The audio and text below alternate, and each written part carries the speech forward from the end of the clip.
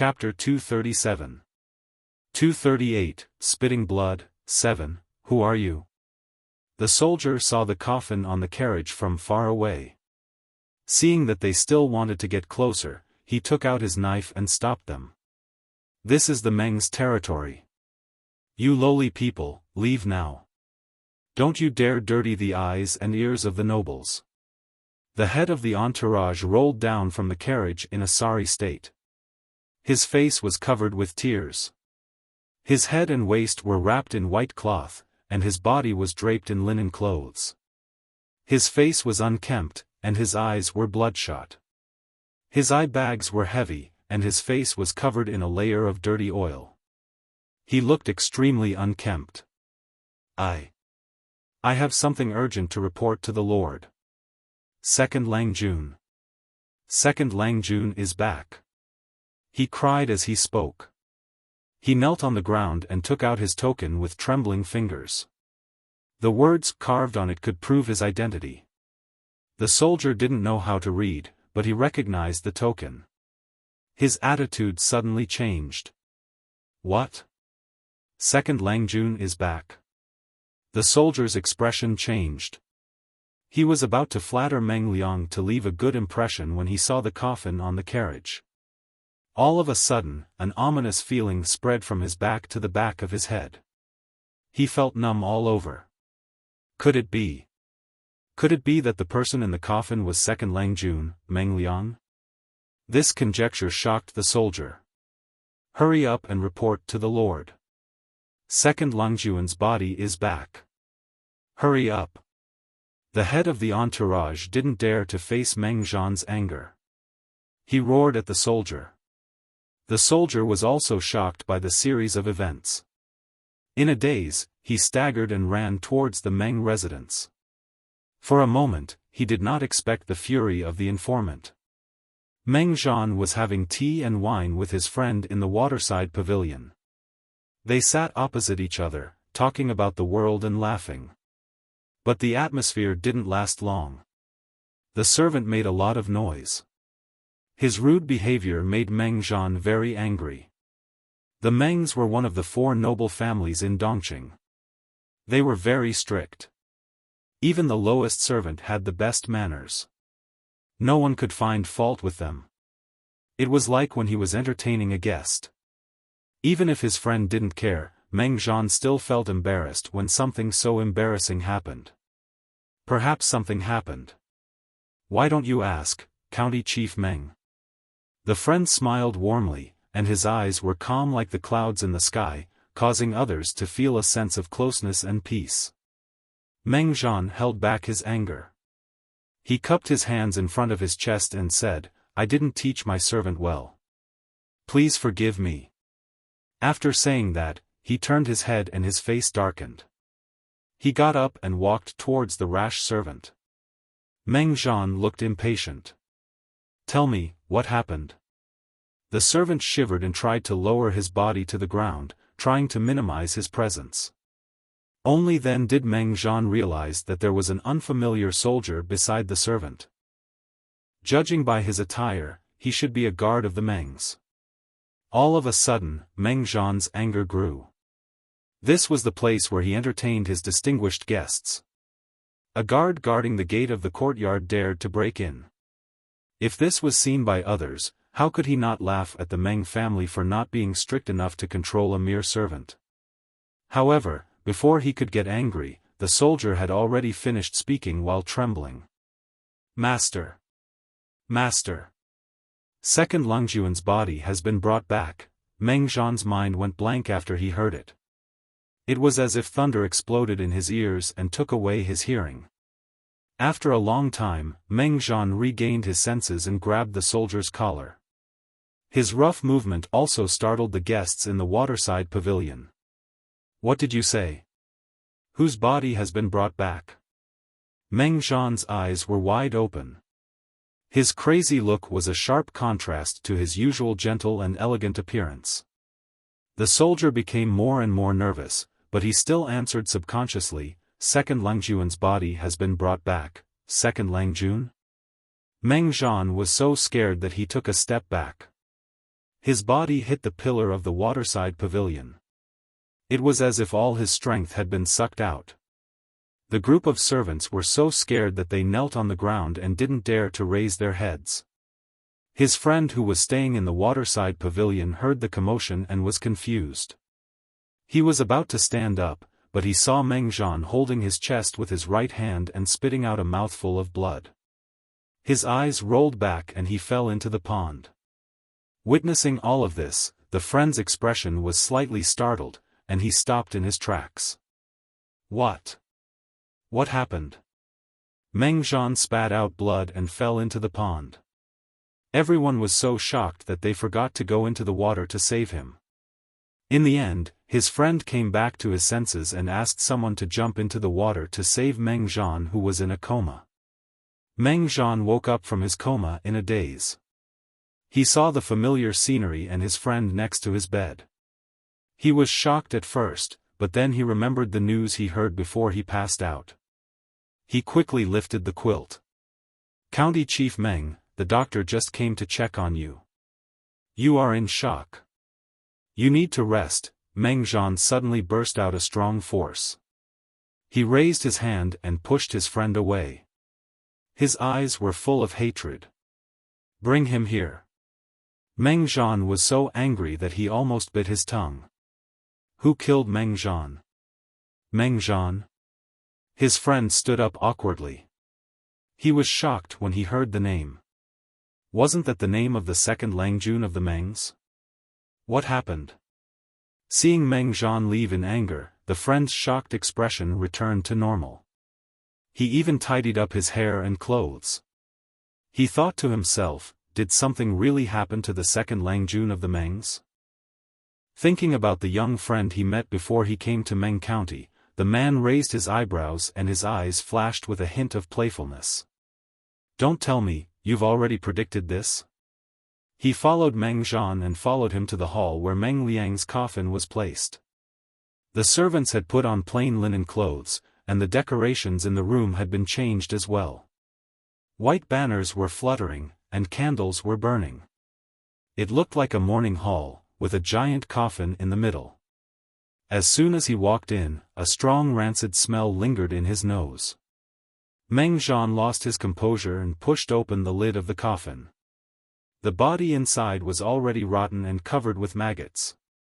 Meng Liang had been dead for almost 3 months, and the weather was getting hotter and hotter. There was no place to replenish the ice along the way, so the body could not be preserved. It was normal for maggots to grow. However, the more it was like this, the greater the blow to Meng Zhan. Even though he didn't believe that the person in the coffin was his son, he could still see the outline of Meng Liang from the maggot-covered face. This was his son. Seeing this, Meng Zhan's throat hurt again. Blood spilled out from the corner of his mouth.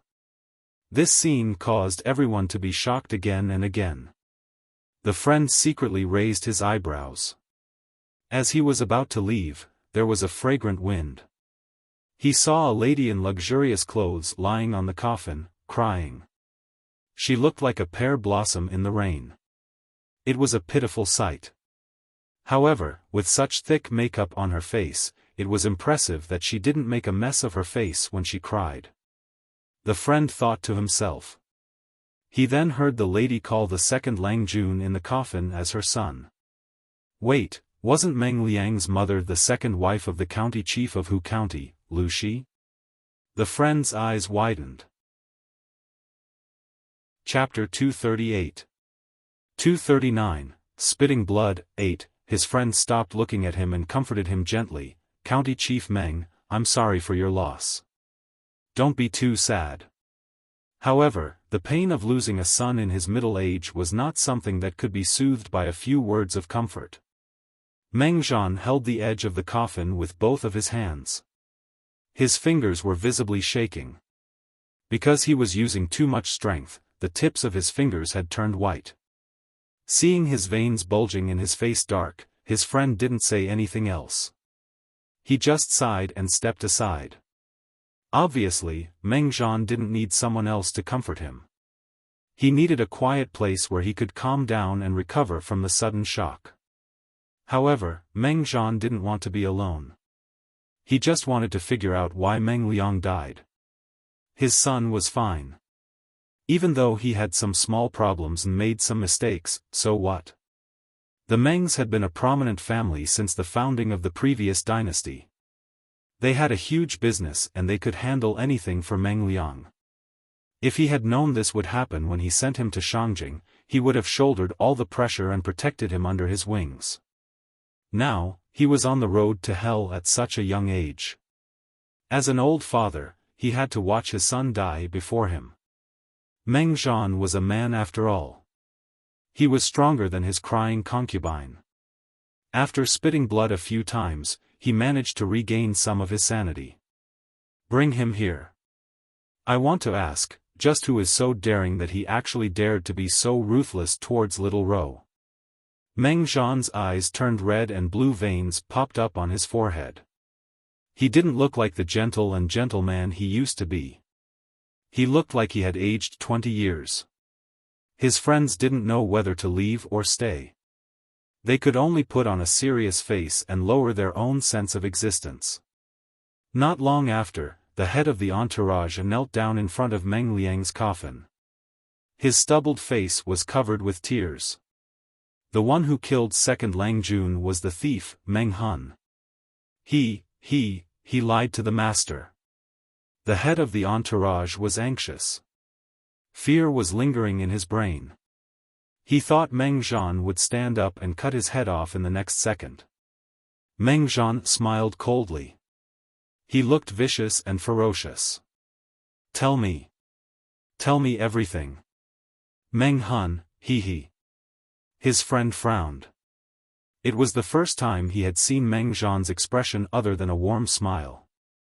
Meng Zhan's whole body was filled with hostility, which made people uncomfortable. But considering that Meng Zhan had just lost his beloved son, it was not too much. The head of the entourage secretly clenched his fists. Whether he could keep his life or not depended on this. After gathering his emotions, the head of the entourage told the story that he had been preparing for over a month. He tried to focus on Meng Hun's treachery and exaggerate the scene when he found the body. He portrayed himself as a loyal man, but the enemy was too cunning. He had no choice but to take back Meng Liang's body.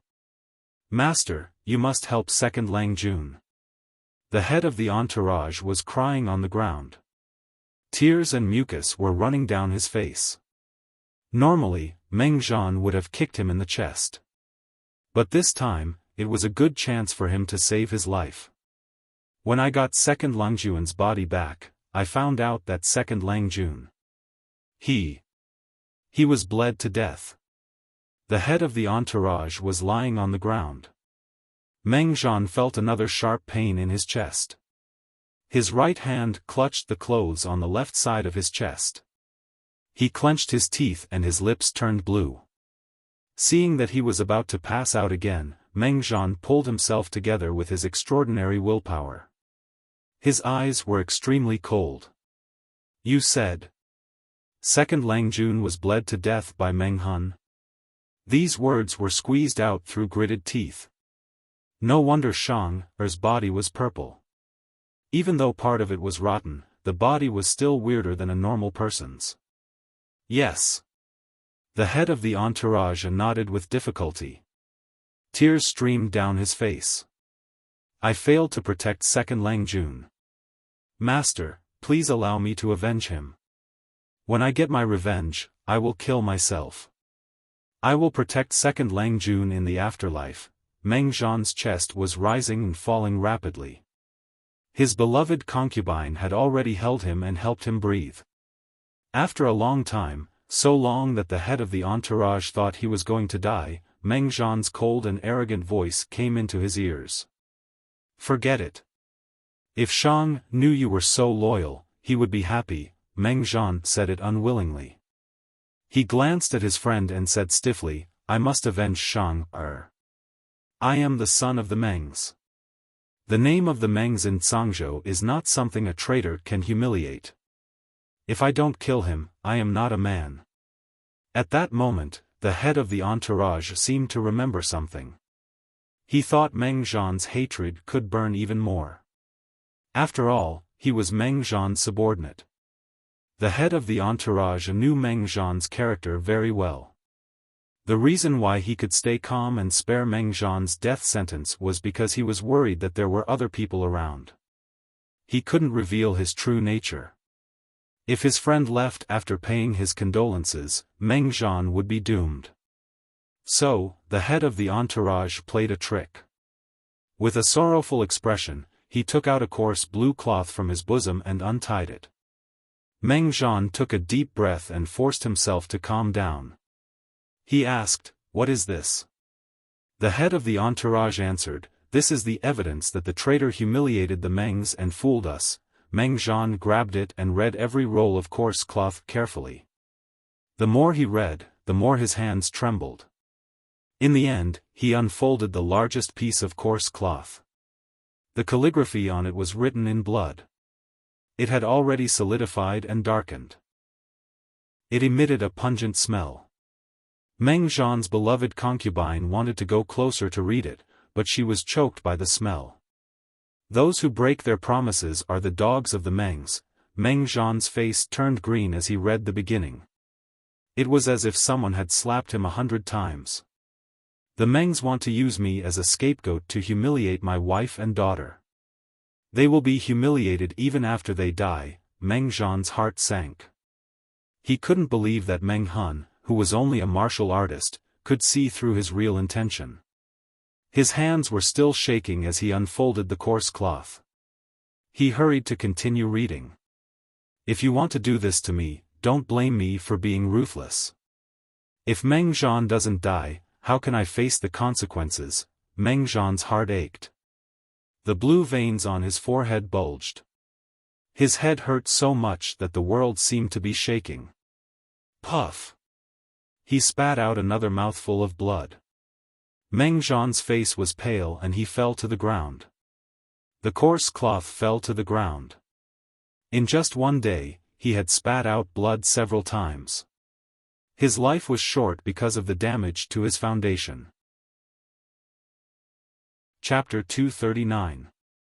240, The Grain Store Dispute. 1. I thank you on behalf of my husband. Meng Zhan's friend quietly stepped away to avoid Meng Zhan's concubine's bow. Not to mention anything else, but based on the gossip he heard, he felt that the Mengs did not live up to its reputation. He had never heard of the Mengs using a concubine to pretend to be the legitimate son. He didn't want to get involved in this mess. Chief Meng needs to rest after this incident. You can't get angry again in case it hurts your foundation. Before the medical officer could step out of the main street where the Meng residence was located, he was hurriedly called back. He wrote a new prescription and gave a few instructions. His friend took the chance to leave. He was worried that he would hear another scandal if he stayed any longer. Meng Liang died. Everyone in the Meng's family mourned. They wore plain linen clothes. The Meng's army was also ordered to mourn for the second Lang Jun. Meng Zhan's action was met with a lot of resistance. He was scolded by several elders. Who was Meng Liang? A son of the first wife who was not even 20 years old. To the public, he was the son of the first wife. However, some of the elders who had heard the rumors knew that Meng Liang's identity was different. His identity as the son of the first wife was still a question mark. It was not like the Meng family was so short of people that Meng Liang was the only one. There were still many candidates for the Meng family. A son of the first wife died and the entire Meng's army mourned for him. Who did he think he was? Even if the emperor of Dongqing passed away, he wouldn't be treated like this. More importantly, it was a critical moment. The civil unrest in Tsang Prefecture was getting worse. Mobs were everywhere. The Meng's army needed to clean up their colleagues. They didn't have time to mourn for a young boy. Speaking of which, Meng Liang was the source of the civil unrest. If it weren't for the fact that the boy was too much of a bastard and made the people angry, the Mengs wouldn't be in such an awkward situation. It was better for him to die. He didn't have a good background anyway. If it weren't for the fact that Meng Zhan loved him so much that he wouldn't give him anything and even ignored the legitimate eldest son of the first wife, the elders wouldn't have cared about Meng Liang. He was just a piece of mud that couldn't be helped. He was a waste of air when alive and a waste of land when dead. Meng Zhan's heart was as hard as steel. He refused to give in even half a step. The two sides were locked in a stalemate. As a result, there were several voices within the Meng family's army. The news of the civil unrest that they had painstakingly concealed seemed to have grown wings and spread among the people. When the people in the neighboring counties and prefectures heard the news, they panicked and felt insecure. The Meng family is truly a sinner. A plain-looking carriage stopped on the mountain road. The man in the carriage lifted the curtain and saw the people fighting outside. Their clothes were ragged and their faces were yellow from hunger. It was a scene of chaos. The man sighed in his heart and put down the hand that lifted the curtain. Judging from his appearance, he wasn't the man who was a guest at the Meng residence. At this moment, the guard outside asked him in a low voice. "Master, should we return to Shangjing first, or?" The guard's voice was filled with concern and nervousness. There were only 11 of them, including the man. With such a small group of people, if they encountered a large wave of rioters, they could not guarantee the safety of the man in the carriage. The longer they stayed, the more dangerous it would be. The man went silent for a moment before he said abruptly, "No, let's go to Langia." He had some doubts and was eager to seek confirmation from his young friend. The guard did not even think about it. He answered yes and pulled the reins of the carriage. Soon, the seemingly ordinary carriage completely disappeared on the vast mountain road. "Yuanjing, what kind of students do you have?" Faintly, the man seemed to be complaining. There were different voices within the Meng family's army.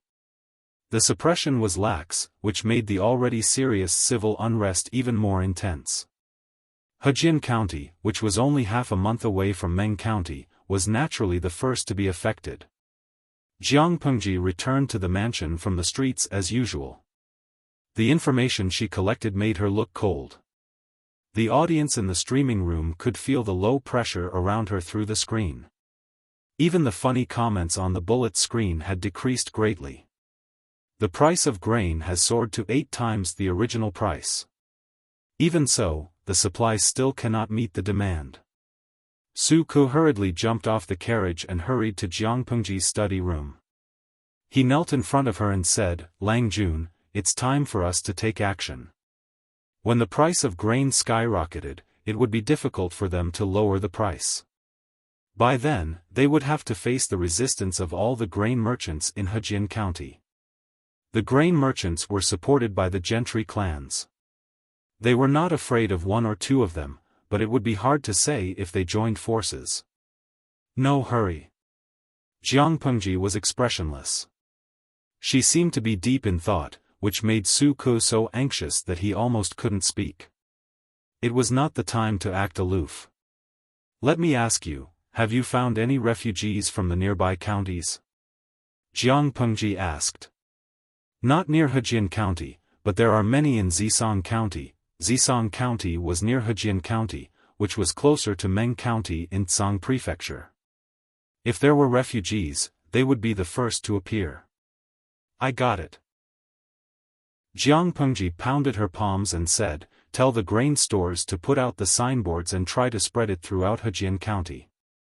We must let every citizen know that the 3 grain stores will be buying large quantities of cheap grain." "Signboards?" Su Ku was startled. "What is that?" "It means to widely advertise. Hire 30 to 50 children or hooligans who are familiar with the roads nearby. Give them some money and let them advertise on the streets." Jiang Pengji explained. "Anyway, we must let the people know as soon as possible."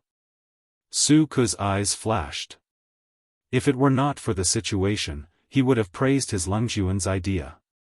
Nowadays, there were too few people who could read. Even if they put up the signboards at the city gates, not many people would know about the grain stores. The effect was minimal. If they let children or hooligans advertise everywhere, it would be faster and wider than just putting up the signboards. The key was that the labor cost was not high. "I'll do it now." Su Ku calmed himself down, bowed to Jiang Pengji, and left. "Wait!" Jiang Pengji suddenly shouted and stopped Su Ku, who was in a hurry to leave. "Before we do this, go and find out which grain store has the lowest price. The price we set will always be 20% lower than the lowest price." Su Ku was dumbfounded. "Not the normal price?"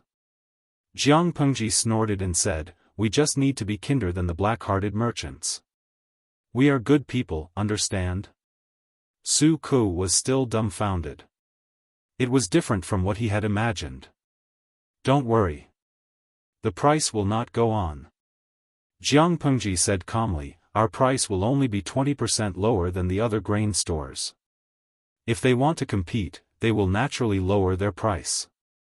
Then we will lower it by 20%. Chapter 240. When Jiang Pengji started to take measures, the price of grain had already soared to more than 9 times the price in peacetime. The aristocratic families had their own granaries, so they didn't have to worry about food and drink. Instead, they could take advantage of this opportunity to sell off the old grain stored in the granary at a high price. On the contrary, the common people had little savings, and their families were about to starve to death. However, the price of grain was rising fiercely. Many people were worried about it. Many women were pacing back and forth in front of the grain stores, waiting for the grain to be cheaper. They didn't expect the price to go up every time. "If we don't buy more, we won't even be able to afford a bucket of rice with our savings." "You can still afford to buy rice?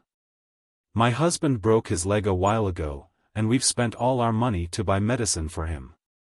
Today, we even slaughtered the only hen that could lay eggs to make soup for him. I really don't know how we're going to live like this. I don't know what happened. Why is the grain so expensive? If this goes on, the kids at home will have to go hungry." Even if they were hardworking and capable, they had no money and no grain at home. Their families would have to go hungry. The grain store was not a charity. How could the price be lowered just because they were poor? The world is getting more and more difficult every day. A woman sighed and said, "A while ago, I was helping to wash the dishes in the tea house at the entrance of the city to earn some pocket money. I heard some soldiers talking about it. It seems that there is a big mess in some county in Zhangzhou. It is close to Hejian County. The proximity meant that the flames of war could reach here, and it also meant that countless refugees who had left their homes would flee here. Which family wouldn't tremble in fear when they heard about the war? If their strong young men were conscripted into the army, they might not be able to come back. As for the refugees, if people were in that state, what wouldn't they do besides burning, killing, and looting? Maybe it would be even crueler than robbing people. Many women trembled just thinking about it. At least they had some savings at home, so they could buy grain from the grain store. The other poorer families could only dig weeds in the mountains and peel bark from trees. The food they ate was not even as good as the old sows in their pigsty. Should we go to other grain stores? Maybe there are cheaper ones.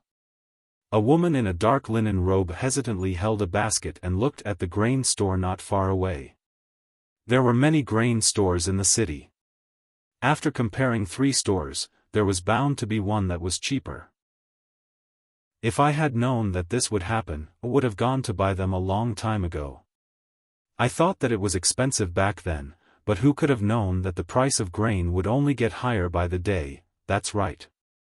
In the past, my husband thought that I was short-sighted and that the weather was good this year, so the food would be cheaper than before. He thought that I would wait a few more days.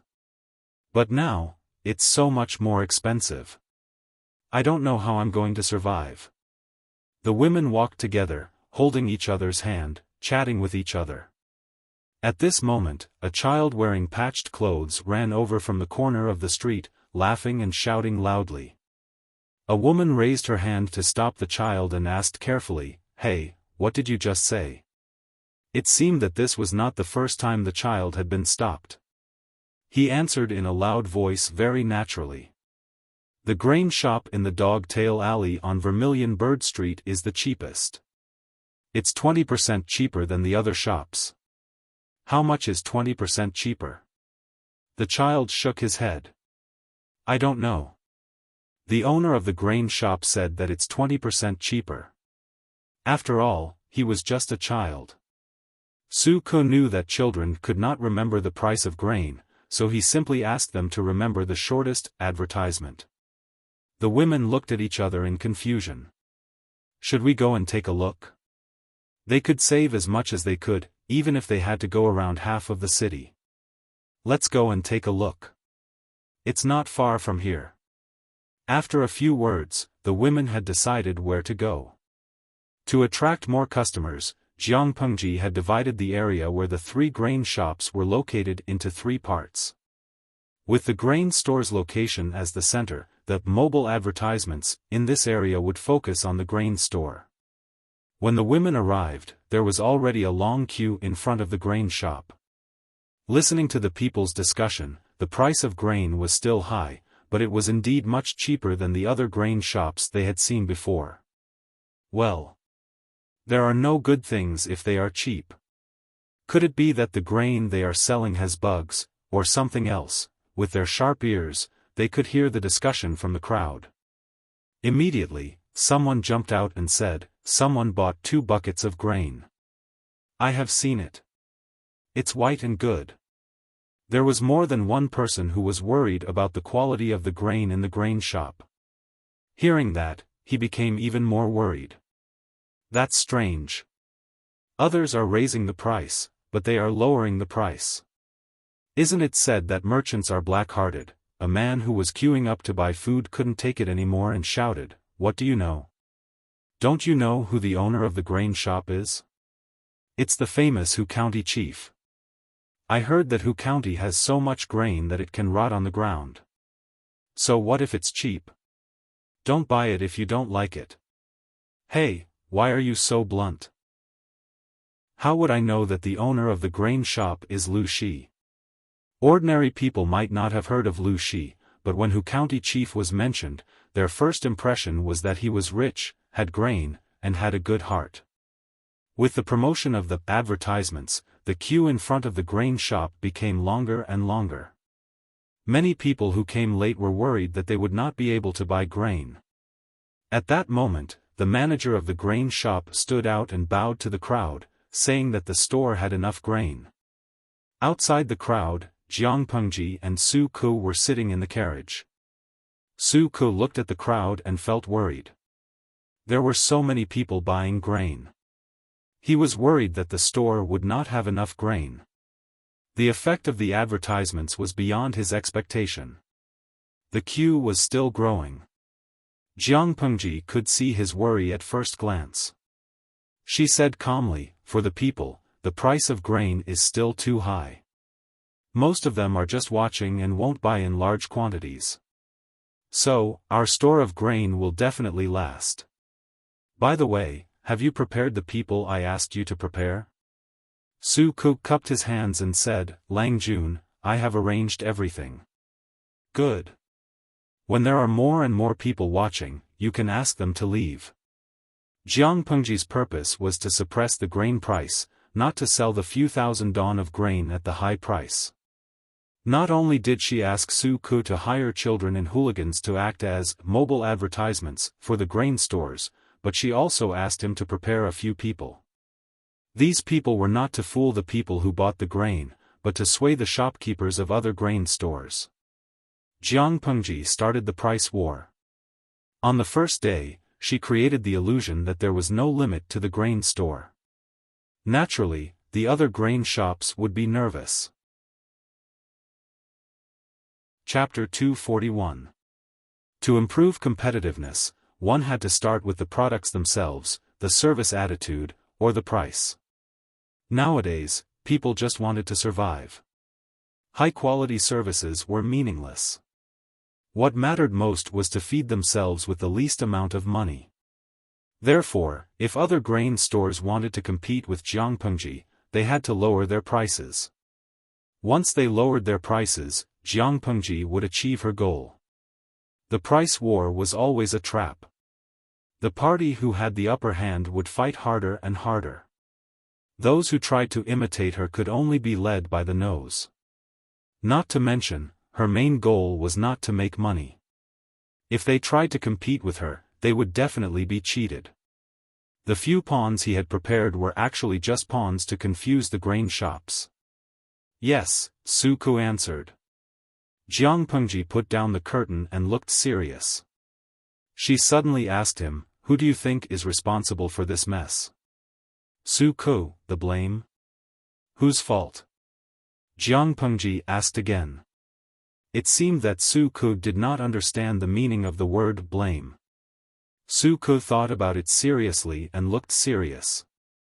After all, it was a test given by his Lang Jun.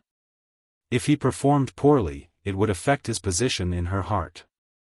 The time they spent together was enough for Su Ku to understand one thing: Lang Jun did not look at other people's conditions, only at their abilities. If he was incompetent in her heart, he would not be put in an important position in the future. However, Lang Jun's question was too broad. Su Ku could not answer it.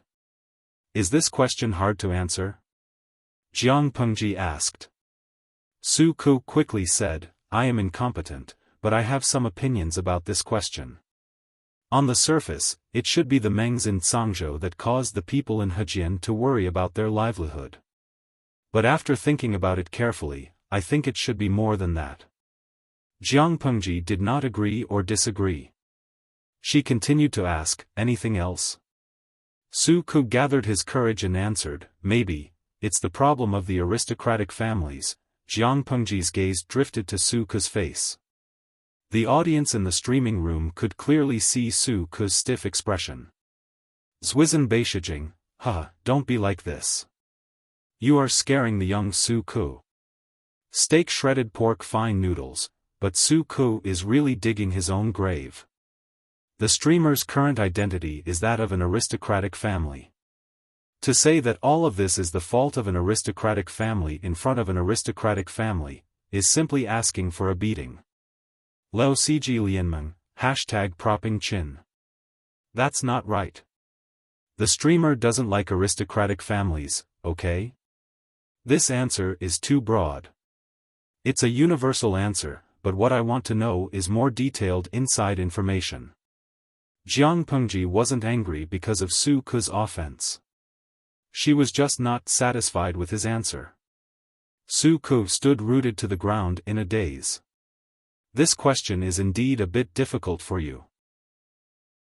Why don't you think about why the food supply is increasing so rapidly?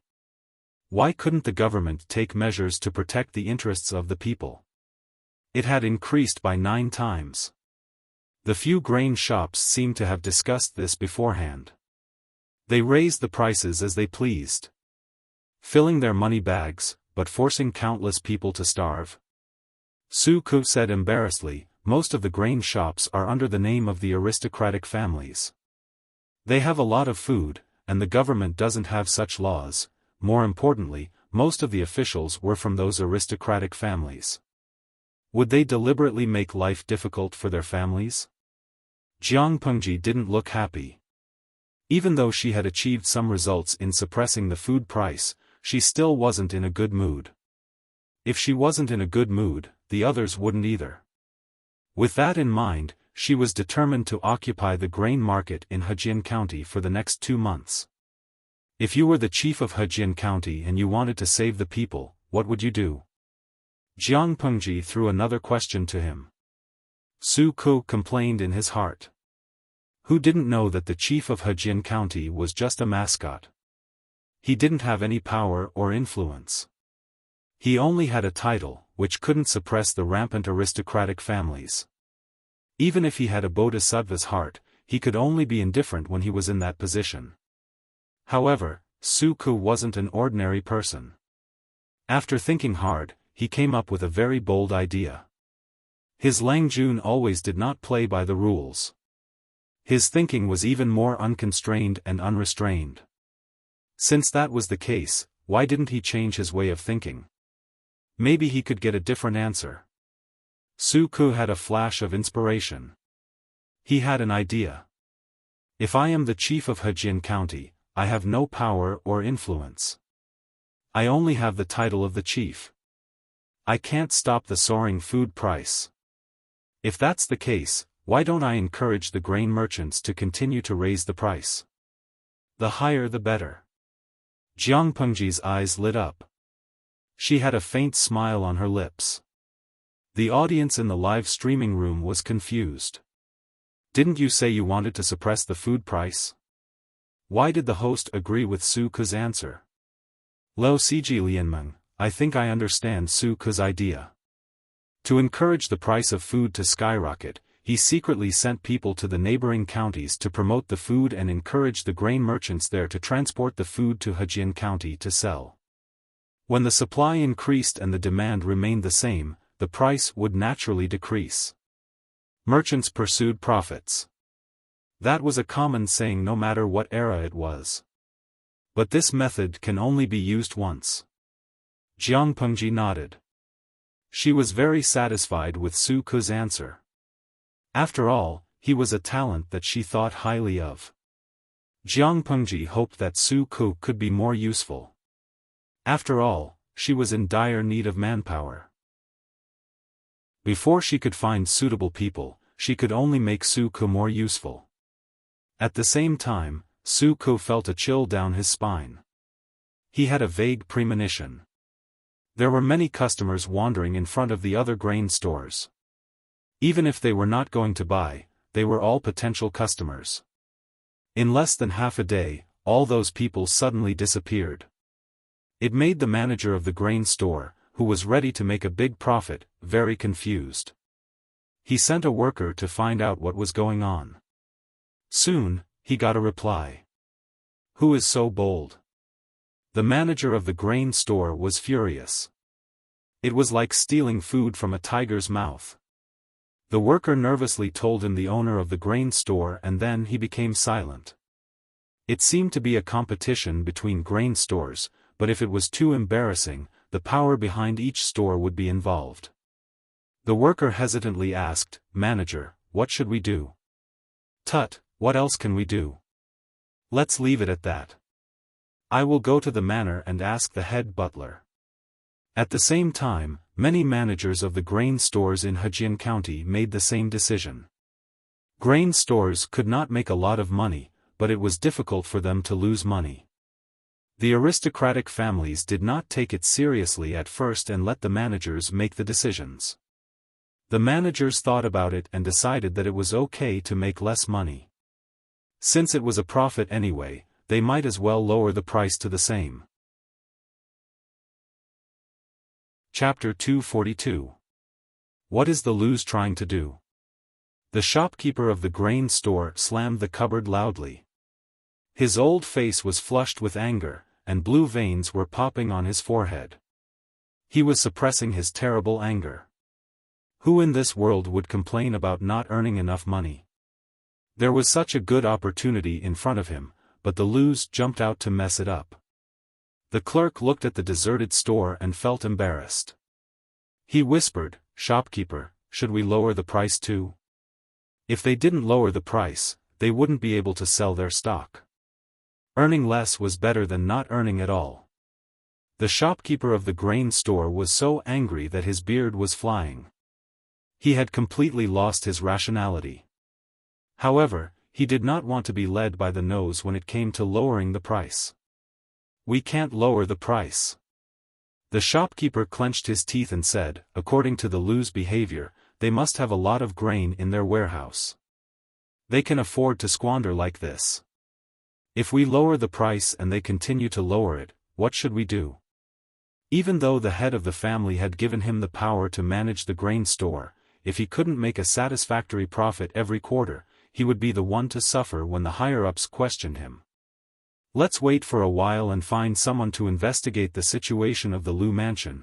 The shopkeeper paced back and forth in the store with his hands behind his back.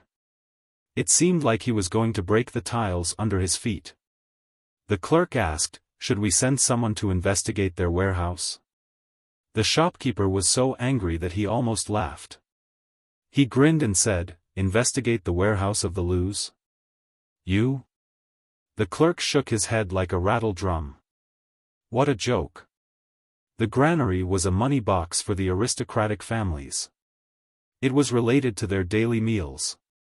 An outsider was not only allowed to investigate the granary, but if he was caught, it would be tantamount to poisoning someone's kitchen. It would be fine if he wasn't caught, but if he was, he would completely offend the Lus. The clerk scratched his head and asked the shopkeeper seriously, "Shopkeeper, I know you are the smartest.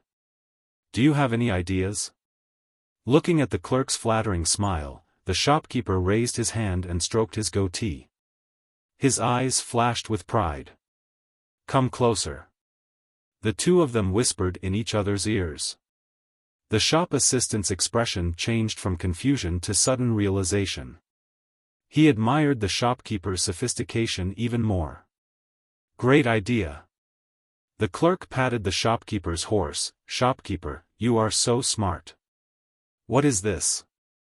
The shopkeeper felt much better and was no longer as angry as before. "When it comes to managing the county and the people, I naturally can't compare to County Chief Lu. But in terms of business, I'm afraid County Chief Lu is just a layman and doesn't know the ropes." If that person really understood, how could he have made such a mistake and tried in vain to keep lowering the price, a crude scheme that harmed others without benefiting himself? In business, business was business. Although County Chief Lu was talented, he was just a boorish man when it came to business. Almost no one would have thought that it was not Lu Shi's doing that the 3 grain stores of the Lus used the method of lowering prices to win over customers. They couldn't be blamed for the misunderstanding. Who asked the former Lu Shi and the current Jiang Pengji to dislike attending poetry gatherings? Don't think that these activities were boring. In fact, it was also an important way to promote oneself. It was the best place to show off one's talent and fame. If he didn't package himself and promote himself, how would others remember him? The former Lu Shi wouldn't have done that, but the current Jiang Pengji disdained to do so. Therefore, in the second branch of the Lus, outsiders always thought that Lu Shi was the head of the family. Naturally, he was the first person they thought of when something happened. Unintentionally, Lu Shi had become Jiang Pengji's scapegoat. In the eyes of outsiders, how could offending Lu Shi and offending Lu Shi's son be the same? Everyone bullied the weak and feared the strong. If it was the former, 99% of people would be afraid. After all, Lu Shi was not someone to be trifled with. If it was the latter, people would probably come to pressure him with all kinds of excuses. Even if they didn't torture you to death, they would still annoy you to death. If they couldn't afford to offend their father, why would they be afraid of the bastard? Of course, if they really did that, they would probably understand a principle. The bastard was even more dangerous than the father. The latter would only make you suffer, while the former would directly kill you. The clerk flattered the shopkeeper. "That's right. I think so too. When it comes to making money, no one can be more experienced than you. Let's wait and see," the shopkeeper said decisively. "I'd like to see how much grain he has and how many days he can squander." Because they had more grain than they had expected, the purchase limit was not implemented the next day. Jiang Pengji coldly looked at the statistics on the table.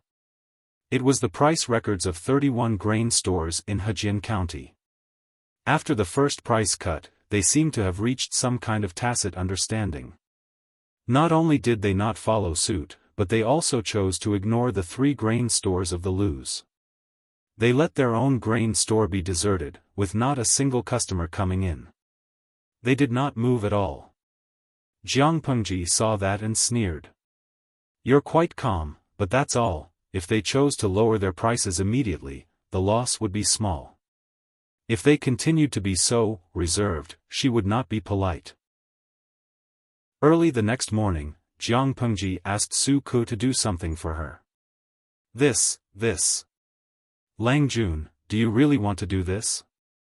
Su Ke's eyes widened. Wouldn't that be too wicked? Jiang Pengji held a roll of books in her hand. She knocked on the table and said angrily, "You saw the grand occasion yesterday." Although the people were attracted to the grain stores, not many people actually bought the grain because of the high prices. It was not that there were not many people, but it was less than she had expected. She was not satisfied with the transaction amount. Su Ke did not dare to respond. With the prices of the grain stores yesterday, it would be strange if there were many people who actually bought the grain. Although the prices of the 3 grain stores of the Lus had been lowered twice, it was still higher than the people's consumption level. Another day of price reduction. The people would naturally have the mentality of, wait a little longer, maybe it will be even cheaper. I've read the information my father gave me about Hu County. There is a lot of rain this year, so it should be a bumper harvest year. The drought in the neighboring 2 prefectures is also better than in previous years. The pressure of the food shortage will be much smaller than in previous years, which means that the grain prices will be exceptionally low after the autumn harvest. Jiang Pengji said coldly, we'd better convert the 5,000 don of grain we have into money before the autumn harvest. After the autumn harvest, we can buy the grain at a low price. After that, the price of the grain will increase by several times. If we can't sell it, we will lose money. Although the grain was not a business, who would want to make a few hundred if they could make a profit of 10,000 don? Jiang Pengji lacked everything at the moment. She could only use the method of increasing income and reducing expenditure to the maximum. She wanted to turn the 5,000 don of grain into the biggest profit. Su Ke was silent. So this was the reason why his Lang Jun wanted to cheat the grain stores of the other noble families. Very good and very powerful. He was speechless. Chapter 243. Excluding the 3 grain stores of the Lus, there are still 28 grain stores in Hejian County. After lowering their prices yesterday, all of them are looking forward to buying grain. It seems that they are suspicious of our grain storage. If so, why don't we tempt them to buy grain? For 1 grain store, a few thousand don of grain was a lot, but for 28 grain stores, it was nothing. Jiang Pengji had carefully made a budget. She set aside a part of it for the limited purchase, and sold the rest to those suckers at a high price. Su Ke was speechless. Suddenly, he felt lonely, like a hero who had no place to show his skills. His Lang Jun was too capable, and he, who was her right-hand man, felt sad. But will they really do that? Su Ke did not know much about business, so he was a little nervous. In fact, Jiang Pengji did not know much either. After all, she was a genetic warrior, and fighting was the mainstream of her life. Most of the skills and knowledge she learned were related to practical fighting. But she lived in an era where information was extremely advanced, so she could always learn something. She was not an expert, but she could still imitate others. Not to mention the suppression of business in ancient times. Of course, she could handle it. Of course they will. Even if we don't spread the news that we don't have enough grain, they will secretly test us. Jiang Pengji was a layman when it came to business, but when it came to cheating people and maximizing profits, she was the master of it. Whether it was in ancient times or in her previous era, as a general, she was not a reckless or brainless person. On the contrary, most of those people were smart. They looked crude, but they had a lot of tricks up their sleeves. Jiang Pengji was chosen by her old boss, stood out from many candidates, and became the commander of an army. Of course, she was not ordinary. Ask the shopkeepers of the grain stores to pay attention and record the appearance of every person who buys grain and the grain they buy, Jiang Pengji said. If I'm not wrong, those grain stores will send people to secretly buy grain from our grain stores to test us. She continued, what you need to do is to let your people spread the rumor, and at the same time, have the shopkeepers and workers put on a show. Put on a show? What kind of show? Of course, they would secretly say that there was not enough grain in the granary, and let the shopkeepers ask their master what they should do next. As long as the people who came to buy grain accidentally overheard it and brought it back, Jiang Pengji's goal would be achieved. Su Ke sighed in his heart and said, okay, I'll go and do it now. Alright, go ahead. Although Su Ke was young, he was thorough and steady in his work. Jiang Pengji had always been at ease when she handed things over to him. Jiang Pengji's prediction was accurate. After noon, there were indeed a few people who bought a large amount of grain. One of them even bought a whole stone. If it was any other time, any commoner with a little extra money would be able to afford one stone. But now that the price of grain had skyrocketed, a single stone was a huge deal. When the sun was about to set, the clerk of the Lu's grain store hurriedly ran into the store from the side door. He was so anxious that he didn't even have time to wipe his sweat. He looked at the shopkeeper in panic, as if he had something important to report but couldn't say it directly in front of the other commoners. Seeing that, the shopkeeper put down the customer he was serving and went to a corner to talk with the clerk. One could vaguely hear words like 1,900 dawn and not enough. The inside of the grain store was very noisy. There were many people buying grain everywhere. It was hard to hear their conversation unless one was paying attention. However, among this batch of people who were buying grain, many of them were spies from other grain stores. Is what you said true? The spy answered, it's true. I heard them say that they have less than 1,900 dawn of grain. If they continue to sell like this, it won't last more than a few days. After hearing that, the spy pondered for a while and made a decision in his heart. Apart from the 3 grain stores of the Lus, the other 28 grain stores were hoping to make a fortune this time. Seeing that the people who were buying grain had gone to their competitors' stores, they were anxious. 2 of the stores even decided to lower their prices the next day. When they heard the news, they were all excited as if they had been injected with chicken blood. 1,900 dawn was not much even if it was divided among the 28 grain stores. If they could buy this batch of grain from the Lus, they could naturally continue to raise the price and still make a profit. Now the news of the civil unrest in Zhangzhou was getting more and more intense. The refugees not only affected Zishan County, but also spread to Hejian County. It was a good opportunity to make a fortune. If they missed this opportunity, they would not get another one. How could they let the Lus ruin it? In a word, buy. Therefore, on the 3rd day, the 3 grain stores of the Lus welcomed a large number of people who were buying grain. It also drove the real buyers to make up their minds to buy grain. They had all heard the rumor that the cheap grain of the Lus was running out. If they did not buy now, they would have to buy grain with sky-high prices in the future. If they could not afford it, they would starve to death. On the 3rd day, the business of the grain stores reached its peak. Even when the grain stores were closed, there were still many people who did not buy grain wandering in front of the doors. The shopkeeper and the clerk could only persuade them to leave in a gentle voice, today's grain is sold out. If you want to buy more, come back tomorrow. The grain stores are closing now. The people looked at each other. In their hearts, they thought that the shopkeeper was just saying perfunctorily. They were very disappointed. On the 4th day, the business of the grain stores was still good, but they closed before noon, which further confirmed the rumor that the grain stores were running out of grain. Humph, the Lu County chief has made great achievements in governing the region, but he knows nothing about business. He is so stupid to give up a watermelon and throw away a sesame seed.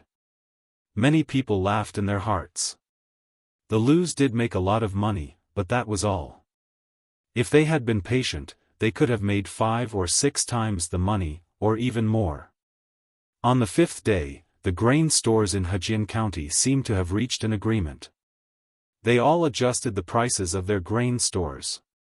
The prices were set. If they did not want to buy, they could wait for their whole family to starve to death. However, the expected customers did not come. After asking carefully, the shopkeepers of several grain stores almost had a heart attack. They thought that the grain stores of the Lus would not open today, but the people found that they opened earlier than usual. Hey, what is this? The people looked at the sign outside the grain stores and did not understand it. This is a limited purchase. At this time, a man in a green scholar's robe was standing in the crowd with a feather fan in his hand. Who else could it be but Qiguan Rang? What is a limited purchase? Out of 100 people, 99 were illiterate. How could they understand a limited purchase? The people respected the scholar. They all made way for Qiguan Rang so that he could read the sign. He calmly walked forward and read the content of the sign clearly. Then he explained in a way that the people could understand. The grain stores are still open, but each person can only buy 2 days' worth of grain for a family of 4.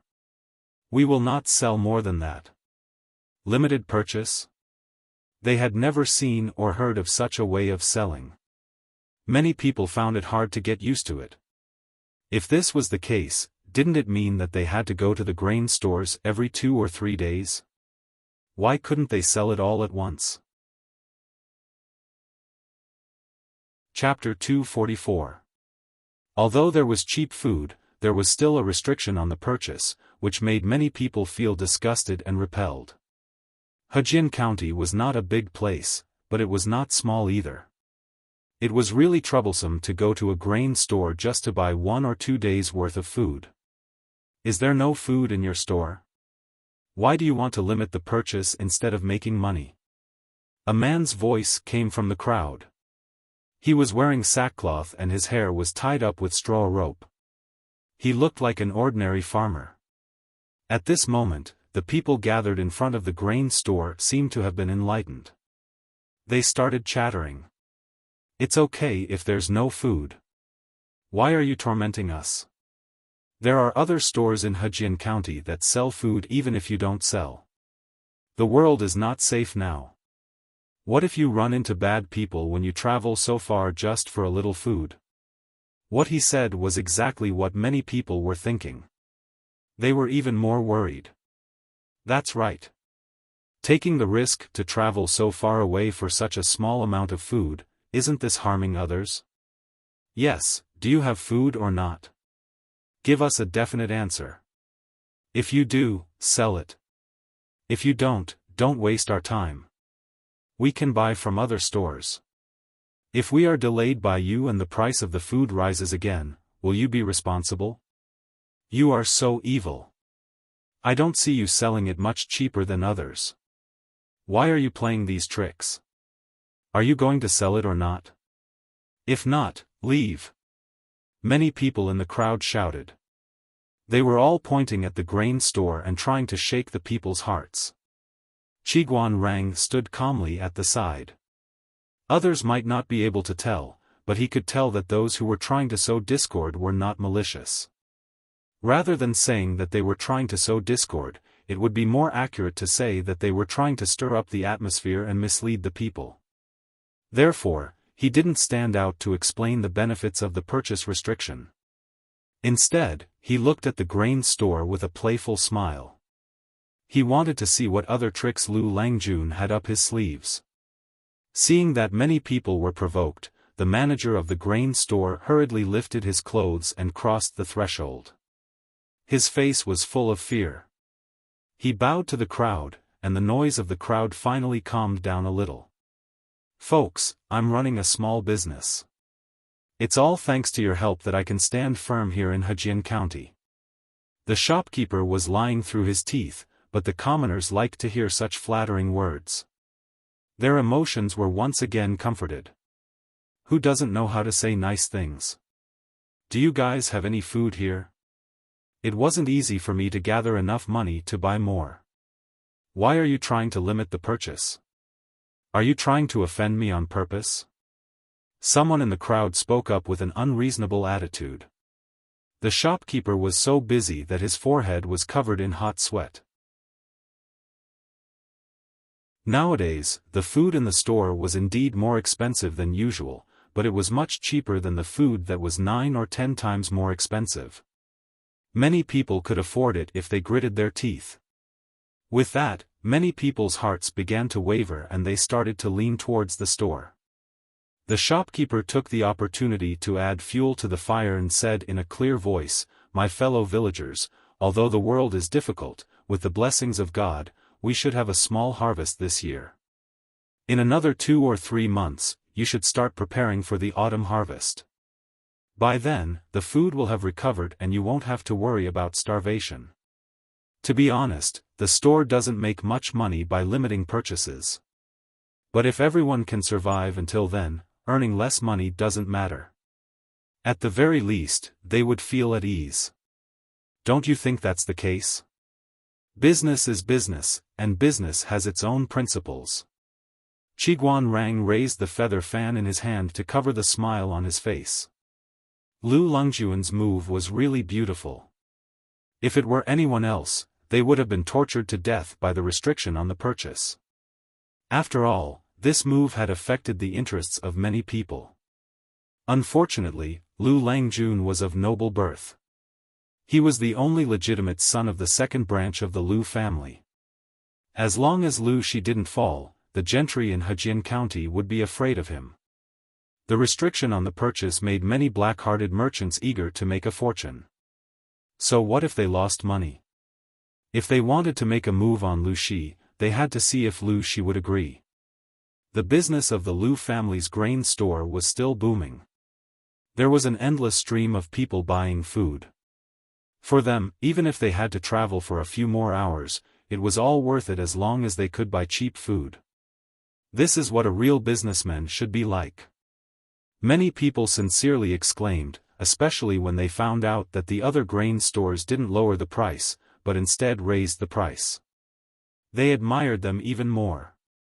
Lanting, this is what you call gaining both fame and fortune.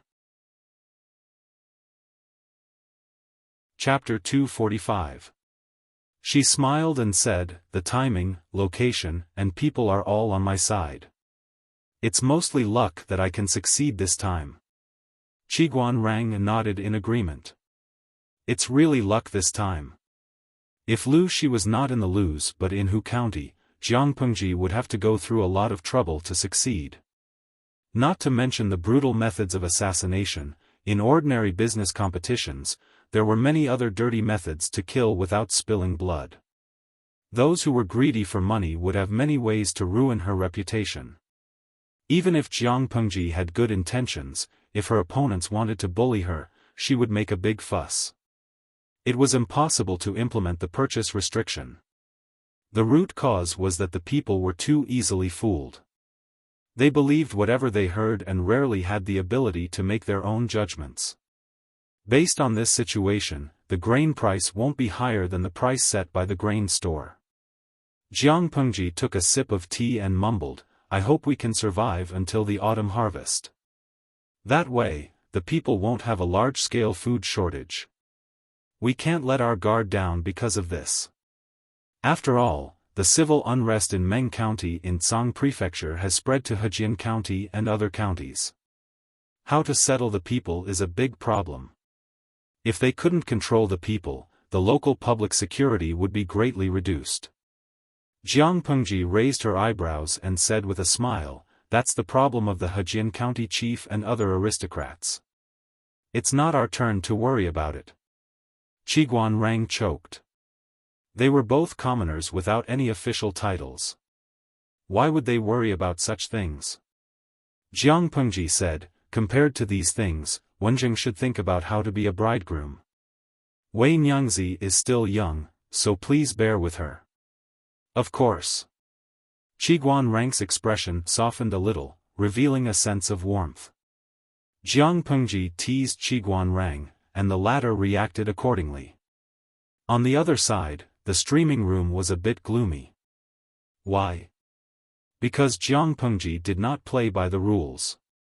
She traveled from the stars to ancient times to be a streamer, so she could be considered a time traveler, right? According to the usual plot of transmigration novels, as long as there was a decent man by her side, he would have a different kind of feeling for her. There could be only one male protagonist, but the friendly male supporting characters had to be from the second row to the third row. After watching the streaming for a few months, only a few men appeared, and only a few of them were attractive. Qiguan Rang was getting married. Brainless smashing jar, I'm not happy. I thought that Qiguan Rang would be the streamer's CP. Sparks of love could be ignited between them. They usually get along quite well. I didn't expect that Qiguan Rang would really get married. It's so frustrating to choose the wrong CP. Hey Yida, I remember that Qiguan Rang is now married for the second time. How do you think he and the streamer are a good match? Cafeteria Daffin Auntie, #rested chin. Although I quite like this style, I feel that Qiguan Rang is not suitable for the streamer. Their personalities overlap in some areas, and they are birds of a feather. They are more like bad friends. Moreover, the streamer is so young. That's right, although I don't know how old the host was in the past, she looks like she's 12 now. She'll only be 13 next year. Chunlai, starting from 3 years, the highest penalty is death. Raising a chestnut, 3 years of hard work, the death penalty is not a loss. Heart as clear as ice, #rested my chin on my hand. Although the lowly love of the uncle was not bad, I liked the childhood sweetheart even more. Jinyan Dajiba, I like Su Kumor. I don't mind the CP of a loyal dog and a Tsundra master. Zaguoj Chestnut, according to what you said, the young man named Han Yu is also not bad. He and the streamer are a happy quarrelsome CP. Even Lu Shi, a legitimate father, was not worried about his daughter's marriage. The viewers in the streaming room had already begun to dig up all kinds of men that Jiang Pengji had met, hoping to find Jiang Pengji's future husband from among them. Lo Siji Lianmeng, why are you worrying so much? It's not certain whether the streamer will marry in the future. His words shocked everyone present. The viewers in the streaming room reacted one after another. According to Jiang Pengji's character, there was really no need to worry about that. Lo Siji Lianmeng, in my opinion, the men you mentioned are not a good match for the streamer. First of all, they are a few years older than the streamer. According to the ancient tradition of early marriage and early childbirth, when the streamer is 17 or 18 years old, they are either married or preparing for a second marriage after their wives pass away. Do you think the streamer will be a mistress or a second wife? The viewer's words made many people feel uncomfortable. Just thinking about that kind of scene was enough to make them feel sick. The streamer's excellence was obvious to all. Wasn't it because of Jiang Pengji's charm that many viewers followed her for so long? If even such a person had to be a mistress or a second wife, it would be like eating delicacies that had been left out overnight. Lo Siji Lianmeng, the streamer still has a long way to go. It's too early to talk about relationships. The world is so big. There will be more outstanding people. Why should you limit your vision to a few people? Qiguan Rang will not be the streamer's CP. They will only be good friends. Although Jiang Pengji did not care about the bullet screen in the streaming room, Lo Siji Lianmeng did win her heart. While paying attention to the bullet screen, she chatted happily with Qiguan Rang. Will Lanting go to Shangjing with Lu County Chief soon? Qiguan Rang suddenly brought up the topic and said regretfully, I thought I could invite Lanting to the wedding, but it seems that we are not fated to do so. Well, it's time to leave. The Mengs are going to investigate soon. Although I am confident that I am clean and did not leave any clues, it is hard to say that the Mengs will not suspect me. Jiang Pengji shook her head and said, not only that, my father and Mr. Wei Yuan have recommended me to study in Langyi. I will leave here sooner or later. But I can't be there for your wedding, but I will send the gift. It was time to go somewhere else to avoid the storm. Han Yu had said that Jiang Pengji would not be able to find anything if she went to Lengjia County because Master Yuan Jing was going to take his students to Shangjing to participate in the evaluation. Lu Shi was the general evaluation officer of this year. Jiang Pengji would be going to Shangjing with him and she would meet Master Yuan Jing. Qiguan Rang sighed with emotion. I don't know when we can meet again. Jiang Pengji smiled and said, when I need you. They looked at each other and smiled. At that time, Qiguan Rang would also join them to make trouble. But before that, she had to find other talents. She couldn't rely on Su Ku alone. What if he got sick from exhaustion? Not to mention how furious the shopkeepers of the other grain shops in Hejian County were. After some publicity, the price of grain in Hejian County had gradually stabilized. Although it was still more expensive than usual, ordinary people could still afford it, and their families would not starve to death. Chapter 246. My husband has just come back from the court meeting. How did he become like this? Feng Jin's mother heard from the servants that her husband Feng Ren had come back from the court meeting, so she hurried out of the main room to welcome him.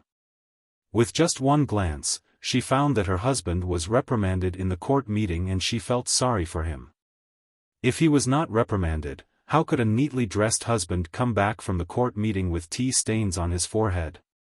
There has been civil unrest in Meng County in Cangzhou since a few months ago. Now that a letter has been sent to the palace, it is no wonder that the emperor is not angry. Feng Ren said carelessly. He took the handkerchief from his wife and wiped his face. He sighed and said, now the civil unrest is uncontrollable and it has spread to the counties near Cangzhou. People are homeless and bandits are everywhere. The 3 tribes of the northern borderline are demanding an exorbitant price. Of course, the emperor wants to vent his anger. Madame Feng looked serious and said angrily, my husband is the head of the secretariat, but the emperor doesn't even give him face. If this gets out, how can he deter the other officials in the future?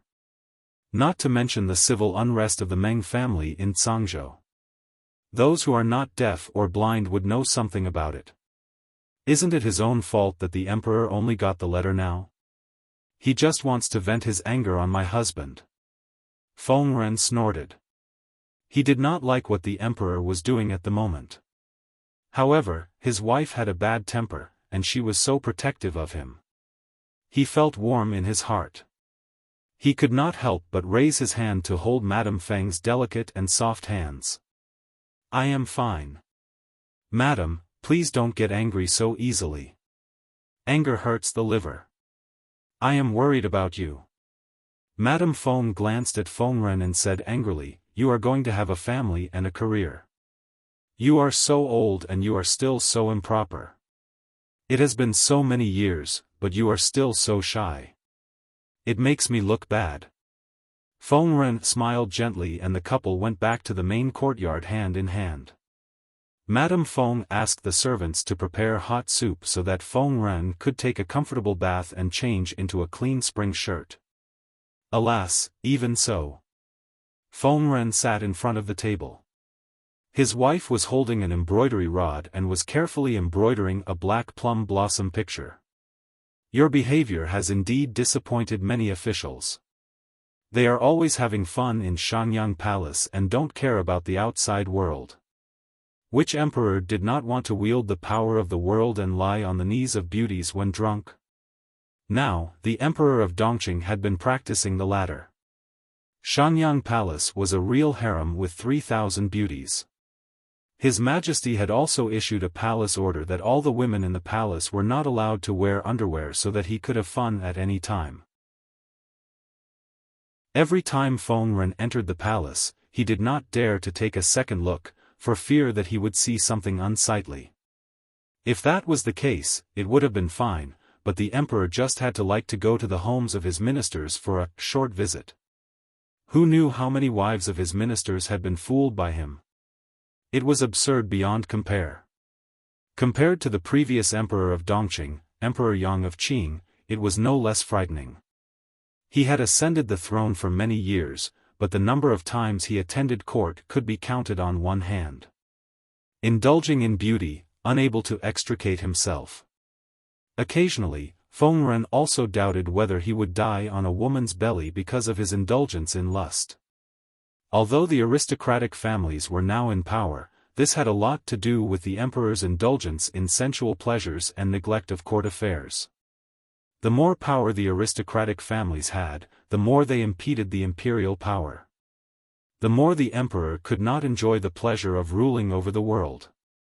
He was controlled everywhere, and the more he indulged in sensual pleasures, the less he cared about court affairs, and the more power the aristocratic families had, the more it was a vicious cycle. He was ambitious but did not like to manage court affairs. He wanted to suppress the aristocratic families and regain his power, but he did not have the ability. How could there be such a good thing in the world? The current emperor of Dongqing, other than having more sons than his brother and being able to sleep with several women at night, had nothing else to show. Feng Ren was calm. Even if he was called to the study room by the emperor and smashed a cup of tea, he could still chat with his wife calmly. Who cares? Madame Feng said carelessly, they have been crazy for a long time. Look at you, there's a cut on your forehead.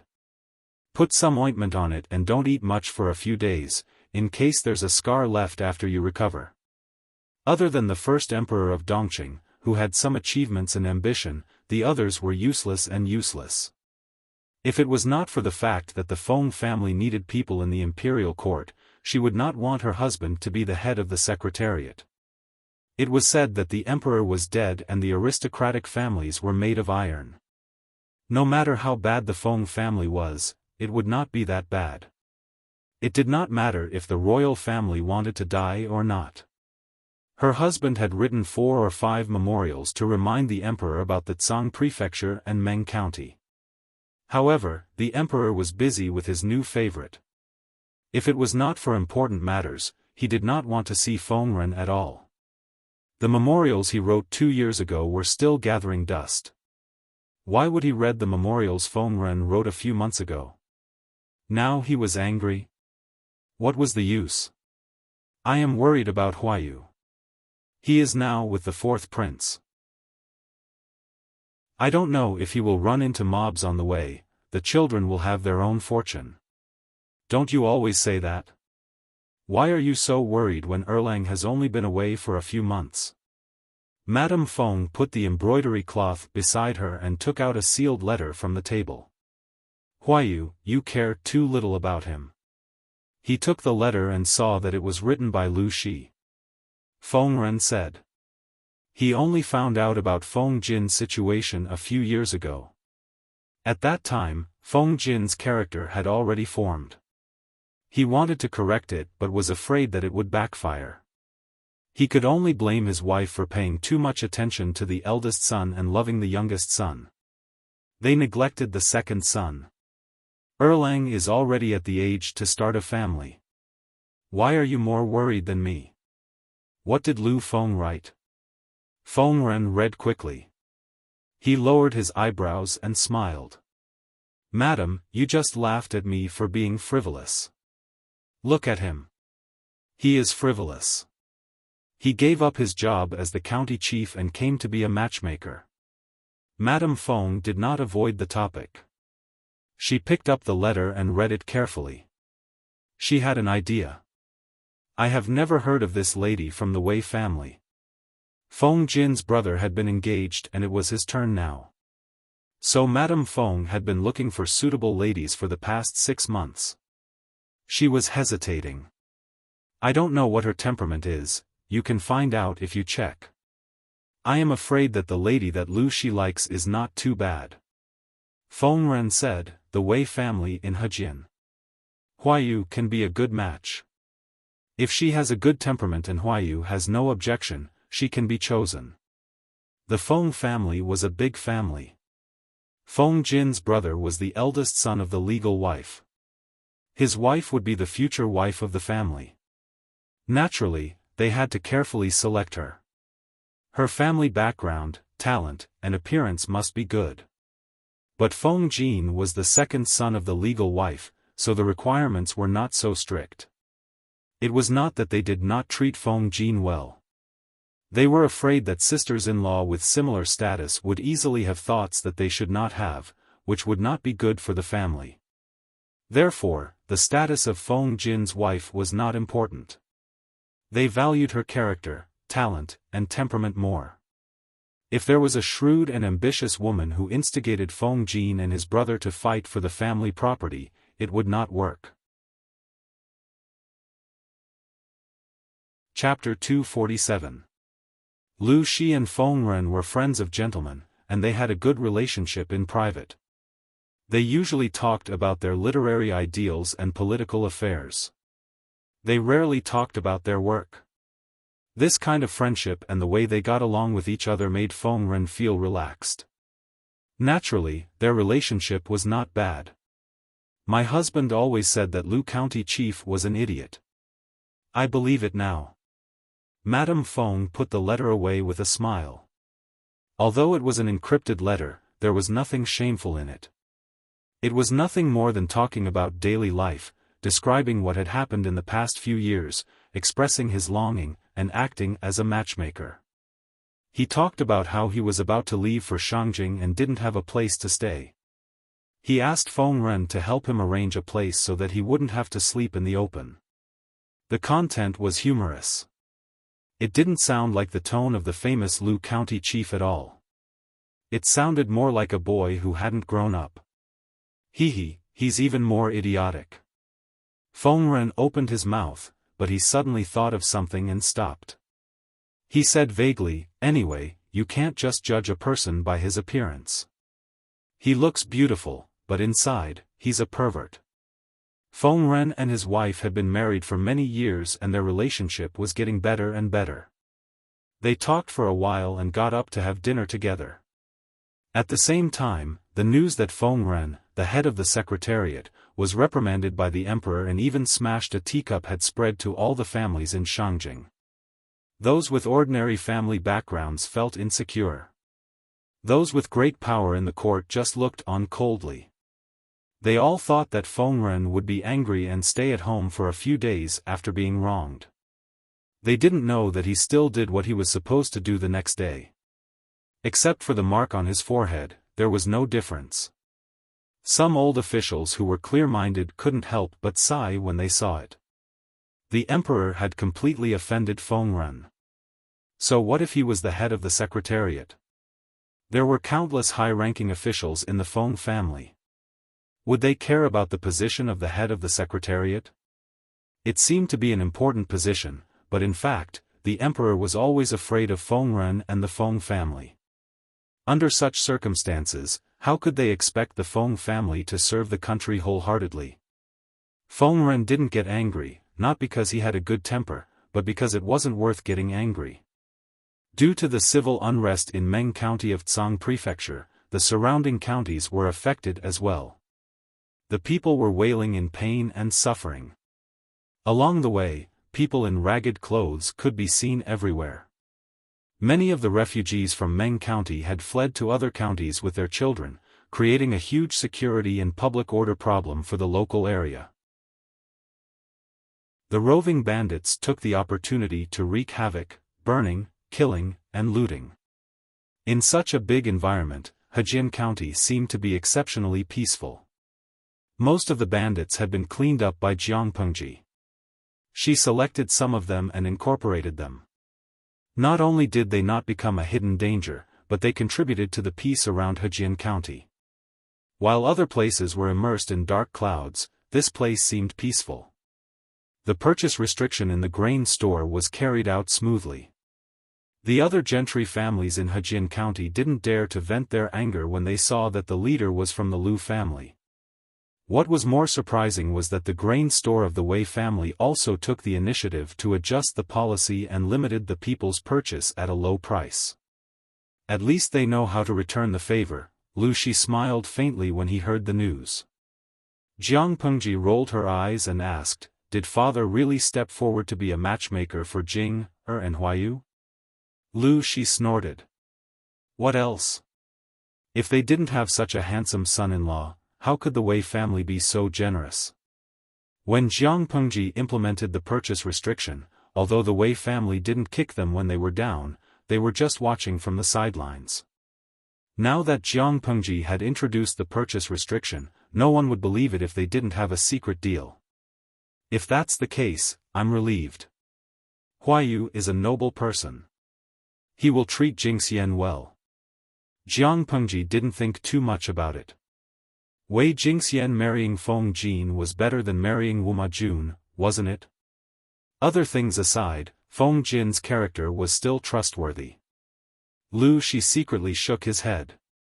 His daughter was so kind. Based on the current situation, the marriage between Feng Jin and Wei Jingxian seemed to be perfect, but in the future, his daughter might have to bear double the pain, but it was too early to say that. Who knew what the future would be like? Lu Shi skipped the topic and said to Jiang Pengji, "It will be the autumn harvest in a month, and I will be going to Shangjing to meet the emperor. Ask your aunt to prepare the things you will need on the way. It's your first time going out, so you should be well prepared." "Okay." Lu Shi said, "Pick some of the troops to follow us and protect us on the way. The rest will stay in Hejian County." Jiang Pengji's troops had expanded to 1,500 people, and that was the result of her careful selection. She couldn't take all 1,500 people with her. At most, she could take 40 to 50 people with her. The rest had to stay where they were. Jiang Pengji nodded. In fact, she didn't want to expose all of them. The quality of the troops varied. Everyone needed to be polished and trained. Even if Lu Shi didn't say so, she would do it anyway. "Father, don't worry. I have asked Xiaoyu to pick suitable followers. The rest will stay in Hejian County for now. Wenjing will take care of them." Although Qiguan Rang hadn't officially joined the team, Jiang Pengji didn't want to waste such a good labor force. Su Ke definitely couldn't stay, but Meng Hun still couldn't manage a troop of 1,000 people neatly. After all, internal affairs weren't his strong point. Besides, his current identity was a little sensitive, and he needed to avoid the Mengs. Most of the time, he couldn't appear openly. Fortunately, Qiguan Rang would stay in Hejian County. He could more or less take over Su Ke's work, so she didn't have to worry about the troops. Although the departure would take more than a month, the preparations had already begun. In the ancient times, when transportation and information were not developed, it was not easy to travel far. Jiang Pengji habitually broadcast every day. Because the content was monotonous and boring, she didn't meet any interesting people or things. Most of the time, it was the audience who entertained themselves with the bullet screen. Jiang Pengji sometimes read the bullet screen to kill time. Unknowingly, the autumn harvest was approaching. The fields were yellow, and farmers and tenants were working everywhere. The purchase restriction that had lasted for 2 months had also come to an end, and the price of grain had returned to normal. The stone that had been pressing down on everyone's hearts had finally been removed. From the adults to the children, everyone revealed a relaxed and happy smile, temporarily forgetting the chaos in the outside world. The number of the troops stabilized at 1,500 people. Their main task was to train. Occasionally, they would have other additional tasks. For example, farm work. Because the civil unrest hadn't been effectively controlled, the outside world was still relatively chaotic. People were rushing to harvest the grain. They were afraid that the harvest would be ruined if they were late. However, every household was understaffed, so the harvest was not fast. Jiang Pengji happened to hear the tenants talking about it. After discussing with Su Ke, they decided to rent out all the troops to do farm work. They were strong, hard-working, and they only needed to eat their fill every day. Su Ke was speechless. He really didn't want to say that he knew this handsome Lang Jun. Chapter 248. Lang Jun, you mustn't. Su Ku moved quickly, intending to stop Jiang Pengji, who wanted to help. It was not that he thought she was a noble person and could not work like a farmer, but that he was busy enough and did not want to add to the mess. Jiang Pengji turned her head and asked Su Ku in confusion, "Why are you stopping me? There are no monsters in the fields." At that moment, the audience in the streaming room had started to become teachers, teaching Jiang Pengji how to do farm work. Even if she did not know how to do it before, she could now follow the guide given by her friends in the streaming room. Su Ku was looking down on her.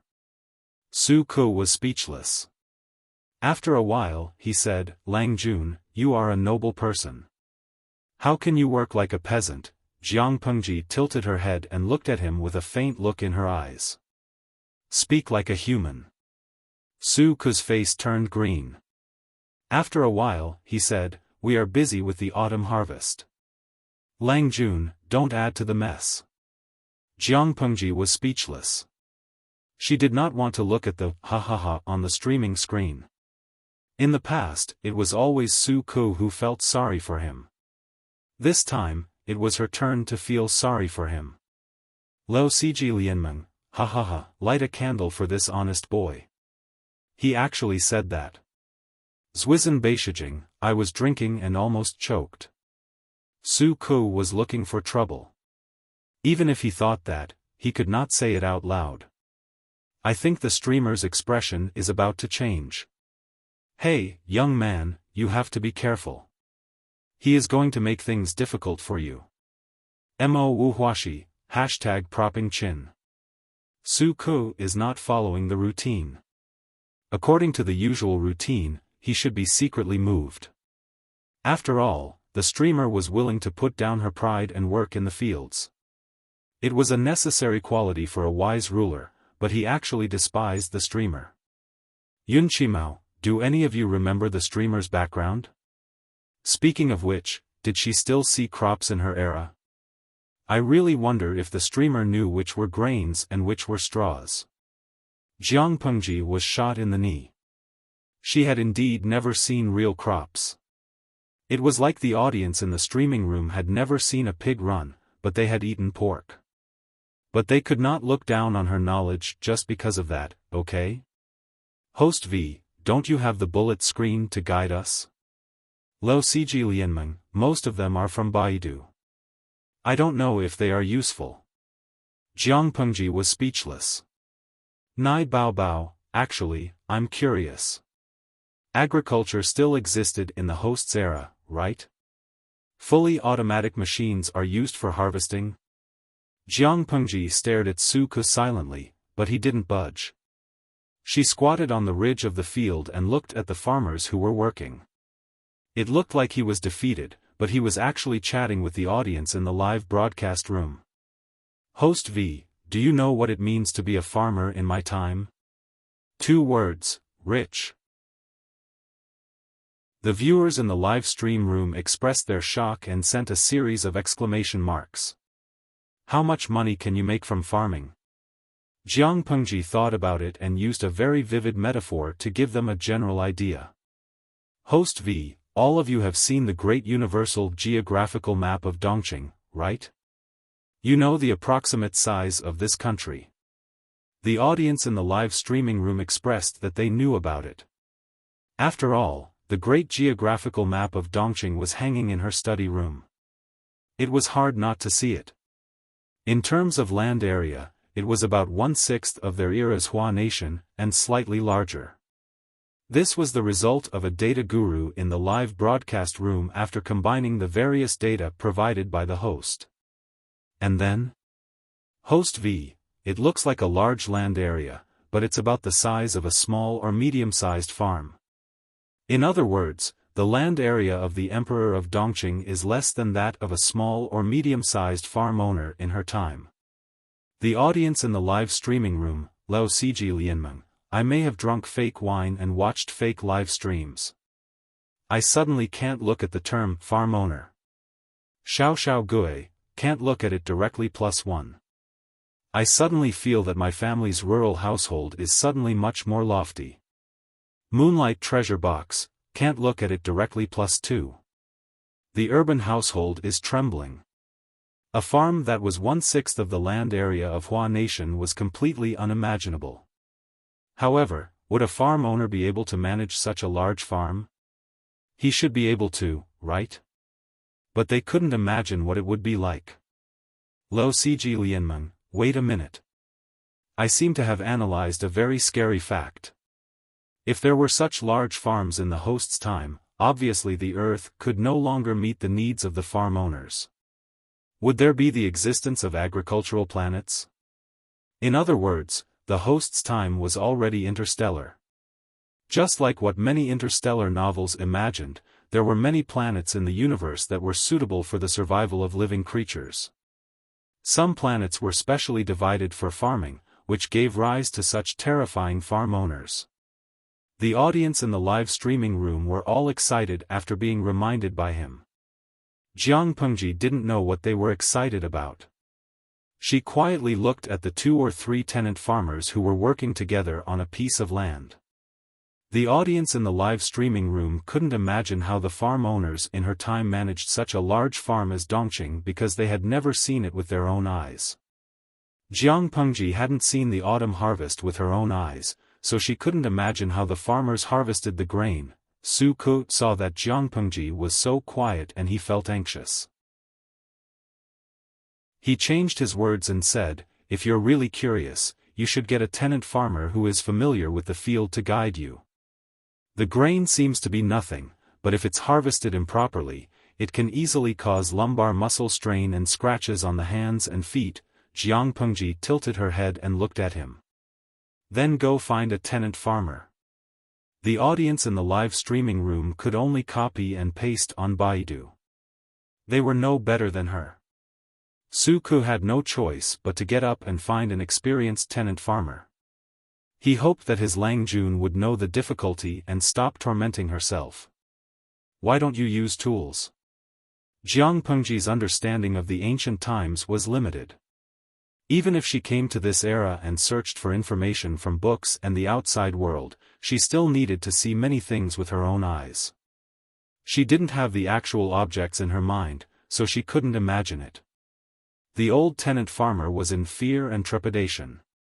"Lang Jun, there are farming tools, but they are rare and the cattle are precious. Usually, 3 or 4 households share them. When one household finishes harvesting, it's the next one's turn. If they are experienced, their speed isn't slow. In fact, it relied more on manpower than the power of tools." Jiang Pengji followed the direction of the old tenant farmer's finger and saw a farmer using rough farming tools. She frowned slightly.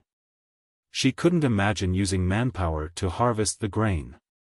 Not to mention the big farm owners, even the small farm owners wouldn't be able to harvest all the grain in their lifetime. Chapter 249. "Old man, please teach me how to do it." "I'll learn." Jiang Pengji smiled. She rolled the wide hem up to her knees and secured it with a rope, revealing a pair of slender white calves. As for the sleeves, she tied them up with a rope to make it easier for her to walk. "Xiao Xiao Gui, the rope to secure the sleeves looks like it's from Japan." Lo Cg Lianmeng, sleeves, also known as arm ropes. They're not from Japan. In fact, people in ancient China used ropes to secure sleeves so that they wouldn't get in the way of their work. But no one was wearing a robe with wide sleeves, so they didn't need it. Well, he was being taught a lesson. Jiang Pengji secured the sleeves with Su Ke's help. She stood beside the old tenant farmer and listened attentively to him teaching her how to harvest the grains. After all, the old tenant farmer had worked in the fields his whole life, so he was very experienced. Although he was old and had gray hair on his temples, he was no slower than the young men. He was even faster than them. At that moment, Su Ke keenly sensed that his Langjun's mood was a bit weird. He thought to himself, does Langjun think it's too difficult? However, the scene that followed refreshed his worldview and limits. Langjun, who was thought to be inattentive, only needed to watch it once. The old tenant farmer told her some things to pay attention to, and she was able to do it by herself. Lang Jun, you're really smart. You're much smarter than my grandson. The old tenant farmer was so happy that he complimented her, but he realized he had said something wrong after he finished. How could they compare the status of his grandson and the Lang Jun in front of him? If his grandson couldn't learn this skill, he would probably starve to death. Lang Jun, on the other hand, could live a luxurious life even though she didn't know what the grains looked like. When he thought of this, the old tenant farmer was so scared that his legs trembled. His face turned pale, and he almost fell to his knees. Unexpectedly, Jiang Pengji revealed a very happy smile and spoke to him in a gentle and soft voice. It's not hard to see, but you need to pay attention to your posture and strength. Otherwise, your whole body will hurt. The old tenant farmer didn't know how to control his posture and strength, but he had accumulated a lifetime's worth of experience. Su Ku stood to the side, and his face turned slightly better. Jiang Pengji didn't seem to realize that the old tenant farmer had said something offensive. Instead, she quickly harvested the rest of the rice. A quarter of an hour later, she sat on the ridge of the field, swinging her two slender white legs. Her forehead was faintly covered in a thin layer of sweat. Lang Jun, do you want to apply some medicine? Su Ku held a small brown bottle in his hand, which contained a plaster that could remove blood stasis and stop bleeding. Jiang Pengji looked at his hand, then looked at her calves and feet, which were scratched by the grains and foreign objects. She understood and shook her head. She pointed to the seat beside her and gestured for him to sit down. That old farmer didn't mean to offend you. Su Ku was sensitive to other people's emotions, and he had a better understanding of his Lang Jun. He knew that she was not in a good mood. No matter how he thought about it, it seemed like the old tenant farmer's words were the only thing that offended him and made him unhappy. However, Su Ku was wrong this time. Jiang Pengji had many flaws. She was capricious, arrogant, and unruly. It seemed to be a common failing of the aristocratic families in this era. However, Jiang Pengji was different from those people. She would not hurt the weak and innocent, not to mention that the old farmer had no ill intentions. Are you pleading on behalf of someone else? Jiang Pengji couldn't help but laugh. She said, Xiaoyu, the premise of pleading is that you have to understand the whole story and know the truth. Otherwise, not only will your pleading fail, but it will also add fuel to the fire. I am not angry because of that. Su Ku said seriously, but you are indeed not in a good mood. Jiang Pengji smiled and asked him in return, then do you know why I am not happy? Su Ku was dumbfounded. He even suspected that it was not that she was in a bad mood, but that she was simply using this as a pretext to torment him. Su Ku cupped his hands in front of his chest. His cheeks were slightly red. I don't understand. Please enlighten me. Jiang Pengji did not answer his question. Instead, she asked, do you think I was a burden when I harvested the grains? Su Ku was speechless. Sure enough, it was directed at him. Before Su Ku could recover from his confusion, Jiang Pengji continued, don't think that I look fine now. In fact, my back is aching. Farm work is not something that can be done with strength. If you don't know how to save energy, your muscles will definitely swell and your whole body will ache. Su Ku listened to her quietly and looked at her profile. To be honest, he always felt that his Lang Jun's face was a bit too delicate, like a girl's. But that was the trend nowadays. Men had to put on incense, put on flowers, and dress gorgeously when they went out. A group of enchanting bitches. It was normal for her Lang Jun to look delicate. After all, she was still young, and it was hard to distinguish her gender. When she got older, the difference would be huge. It's too hard. Jiang Pengji's current physical fitness was trash in her eyes, but compared to her peers and even adult men, she was a crane in a flock of chickens. With such fitness, she actually felt a bit tired after working for 15 minutes on the farm. She felt that it was not worth it. The hard work and the results were completely disproportionate. But even though she thought that way, the others felt that she was very capable and had a high level of understanding. She was no worse than the experienced tenants. They were not from the same era, so there was a huge gap in their thinking. Lang Jun, you don't have to work so hard, Su Ke said. Her identity was different from those tenants. The latter needed to rely on the land, but she did not have to do anything to live a luxurious life. You're wrong to think that way. Jiang Pengji clasped her fingers together and rested her elbows on her knees. I personally went down to the fields to experience it. Only then did I feel that the tenants are working hard. The hard work and sweat of the people are not equal to their harvest. Su Ke was secretly surprised. There were many things that were not equal in this world. If every household had access to more advanced farming tools, it wouldn't take much effort to reap an acre of land without breaking a sweat, and it would increase efficiency. Jiang Pengji murmured. The ideas she had in her head couldn't be implemented in this world. She had to compromise and come up with other ideas. A field that would normally take 2 hours to reap can be done in half a cup of tea's time. Su Ke was speechless. Did his Lang Jun? Did she go crazy from working in the fields? I need to go back and think about it. You'll be responsible for the things here. Whoever dares to slack off will be drilled to death by the head instructor. Jiang Pengji seemed to have an idea. She got up and put on the wooden clogs, ignoring Su Ke. Su Ke was speechless. Hey, don't stop halfway through. It's so uncomfortable to keep me in suspense. He reached out his hand, but his Lang Jun walked like he was flying. He could walk in the fields with those wooden clogs as if he was walking on flat ground. Chapter 250. What are you drawing, Lang Jun? Takshu stroked her long sleeves with one hand and ground an ink block with the other. The air was filled with the fragrance of ink. Jiang Pengji dipped the brush in the ink and started writing on the bamboo paper. The ink lines of different thicknesses were arranged in picturesque disorder on the drawing paper. In a short while, a strange picture was formed.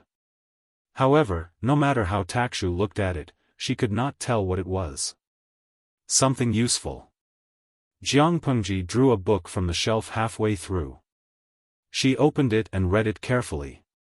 Then she sat back at the table and started to make changes on the drawing paper.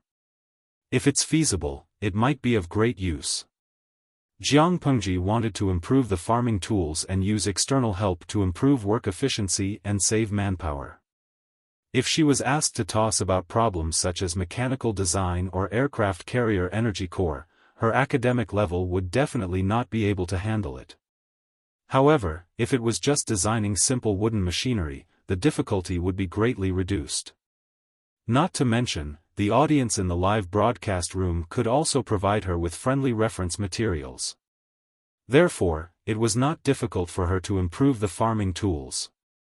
The real difficulty was that the tools had to be in line with the current level of technology.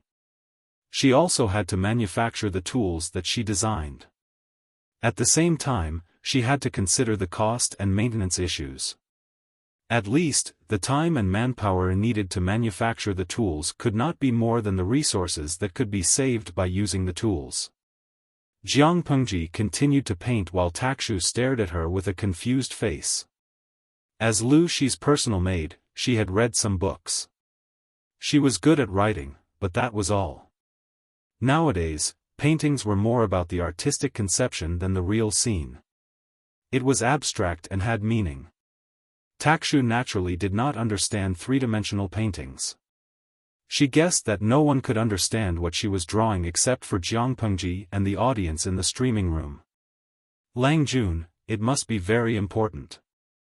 Takshu nodded and continued to grind the ink for Jiang Pengji. After a while, she saw that Jiang Pengji had finally stopped. She asked in a low voice, Lang Jun, do you need some hot soup to cleanse yourself? Jiang Pengji rode a horse back to the mansion after finishing the farm work. Her calves were exposed, and there were mud stains on them.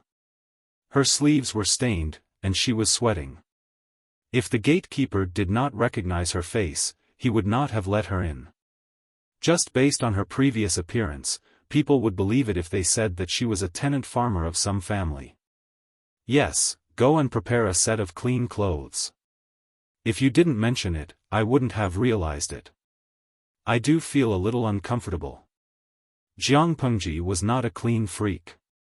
After all, she was a genetic warrior in her previous life.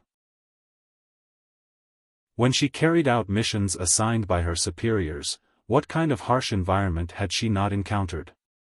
Not to mention getting half of their bodies covered in mud, it was common for them to be stained with the enemy's blood, flesh, and filth.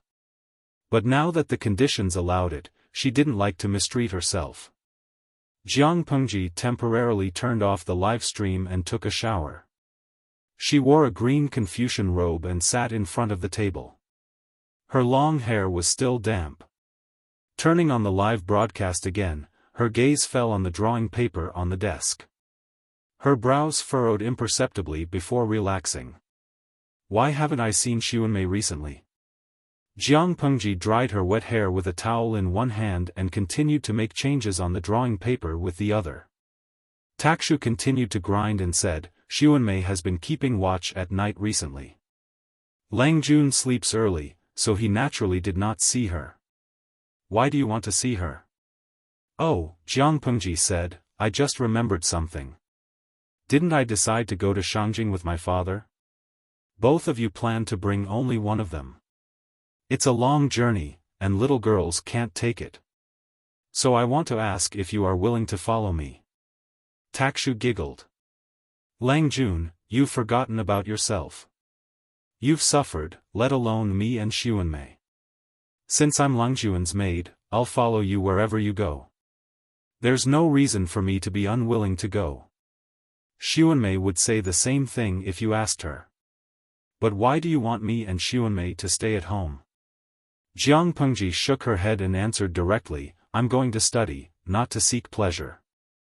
I don't need too many people to serve me. Even so, you can't mistreat yourself.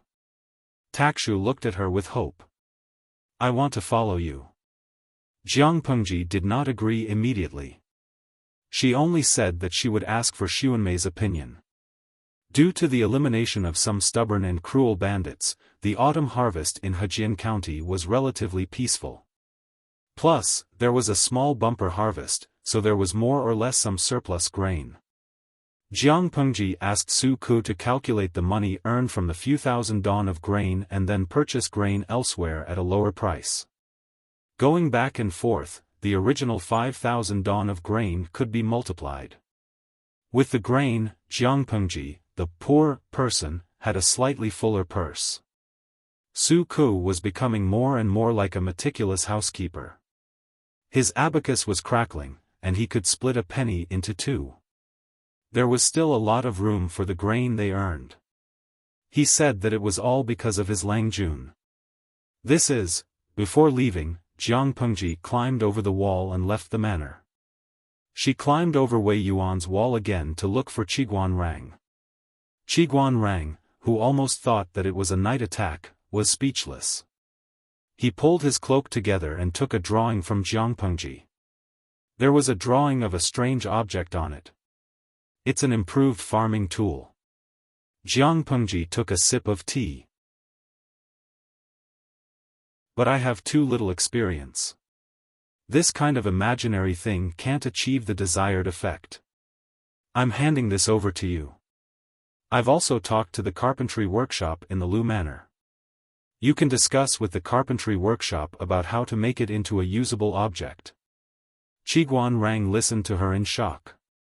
He suddenly thought of the improved crossbow and was speechless. If Lang Jun can solve this problem, you may become a person who is not inferior to the Mahists. It was a pity that Lu Shi's talent was not limited to farming, but to the world. Jiang Pengji ignored his words and continued, do it in private. Don't let anyone know. Qiguan Rang was from this era, so he understood the pros and cons of it. He cupped his hands and said, "Don't worry, Lanting." Jiang Pengji said, "Okay. Thank you." Qiguan Rang was smart and suspicious. Jiang Pengji climbed over the wall to look for him in the middle of the night, and it was the night before they left. He put away the drawing and asked, "Lang Jun, do you suspect that there's something wrong with you?" "Yes." Unexpectedly, Jiang Pengji answered the question. "But that's not the main reason. It's just one of the reasons. The other reason is that it's convenient for Wenjing to stay in Hejian. I'll be in Langyi for a while, so I won't be able to take care of him. Then." Chapter 251. The next day, before dawn, 4 carriages quietly left the city under the protection of 50 guards. Although the real owners were Lu Shi and his father, they had prepared 4 carriages. Lu Shi had 1 carriage, Jiang Pengji had another, and the respectable servants had another. The last carriage was filled with miscellaneous items such as clothes, food, clean water, money, and other items to keep warm.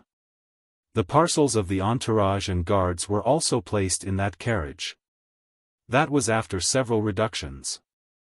According to what the second lady and madam who had prepared, there would have been at least 6 carriages. To put it simply, it was not easy to go on a long journey in ancient times when all aspects of living conditions were abnormally backward.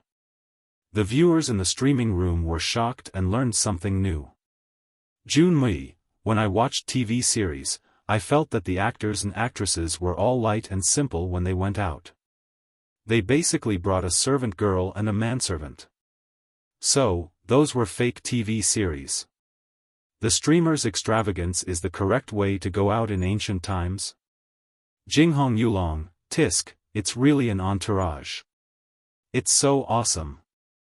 I feel that the streamer didn't suffer a loss on this trip. Many viewers were very envious. They wished they could experience such luxurious treatment for the streamer. Of course, there were some who were more rational. Lo Siji Lianmeng, so jealous.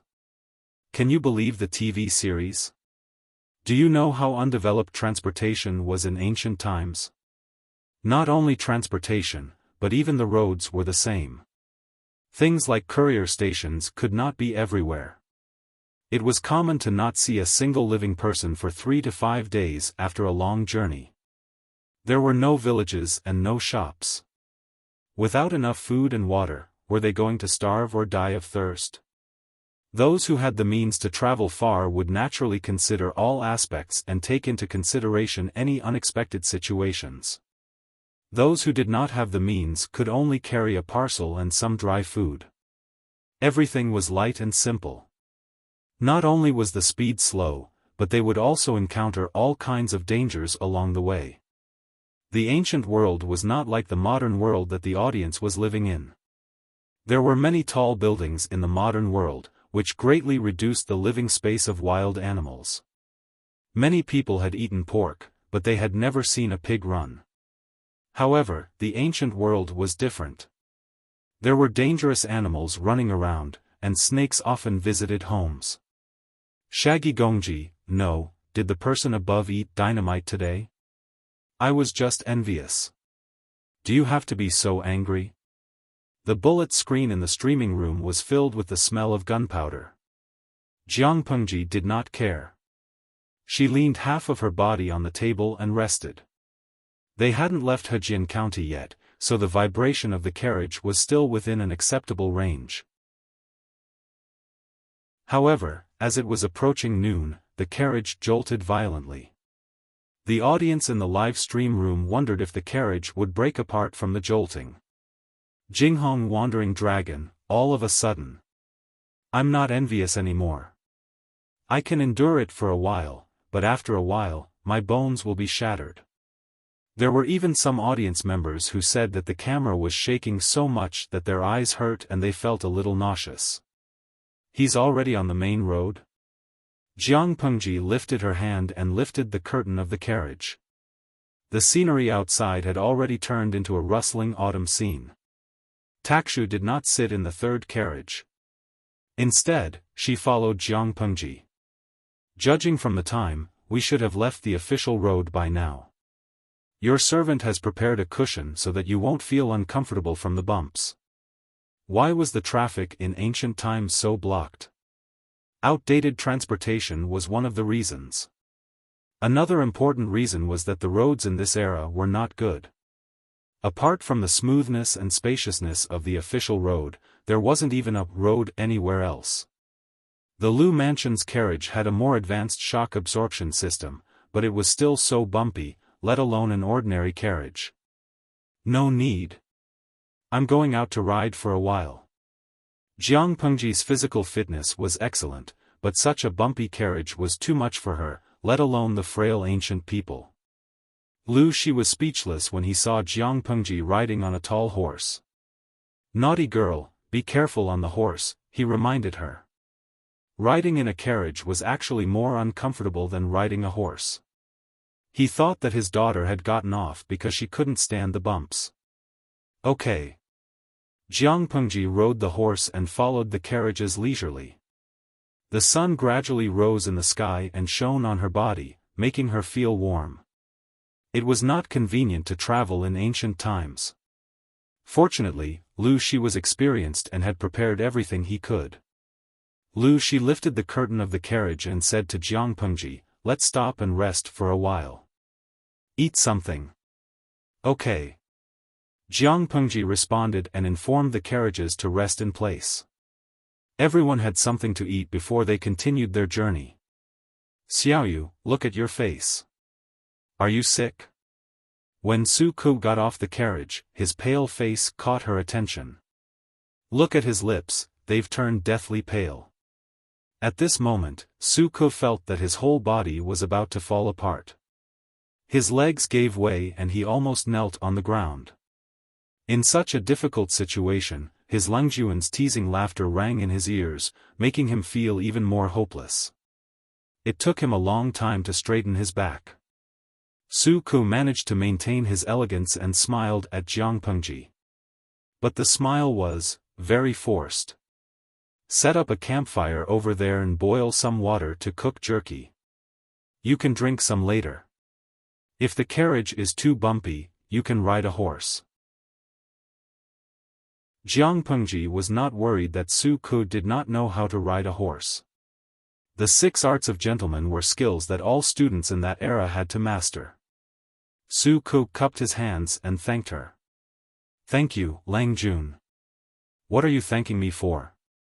Didn't you ask for it?" Jiang Pengji looked him up and down with teasing eyes and said in a low voice, "Xuanmei went to see you yesterday, right? Alas, if you weren't a blockhead and didn't understand a girl's mind, you would still have a beautiful companion." Su Ku's face turned pale and then green. He hurriedly said, "Lang Jun, don't misunderstand. Xuanmei is not, in a rich family, the Langjuan's personal maids were mostly concubines." How could Su Ku dare to think about it? "Why are you in such a hurry?" Jiang Pengji approached him and sneered. Xuanmei came back with red eyes. Su Ku kept his mouth shut. "I treat her like my own sister. I don't have any other thoughts. Plus, Xuanmei has her own thoughts. She may not be willing to be a concubine of a rich family. She likes you very much." Jiang Pengji opened her mouth and Su Ku lowered his head. "What do you think?" "Ku," rejected Xuanmei. Su Ku's voice was as soft as a mosquito. His cheeks were slightly red. "Actually, I don't think Xuanmei's choice is a good one. You are not a good match." Su Ku was not good at the moment, but he had a bright future. Jiang Pengji was confident in Su Ku and herself. There were too few men in that era who had their original intentions.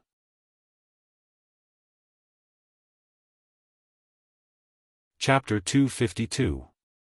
Jiang Pengji crossed her arms and leaned against the side of the carriage.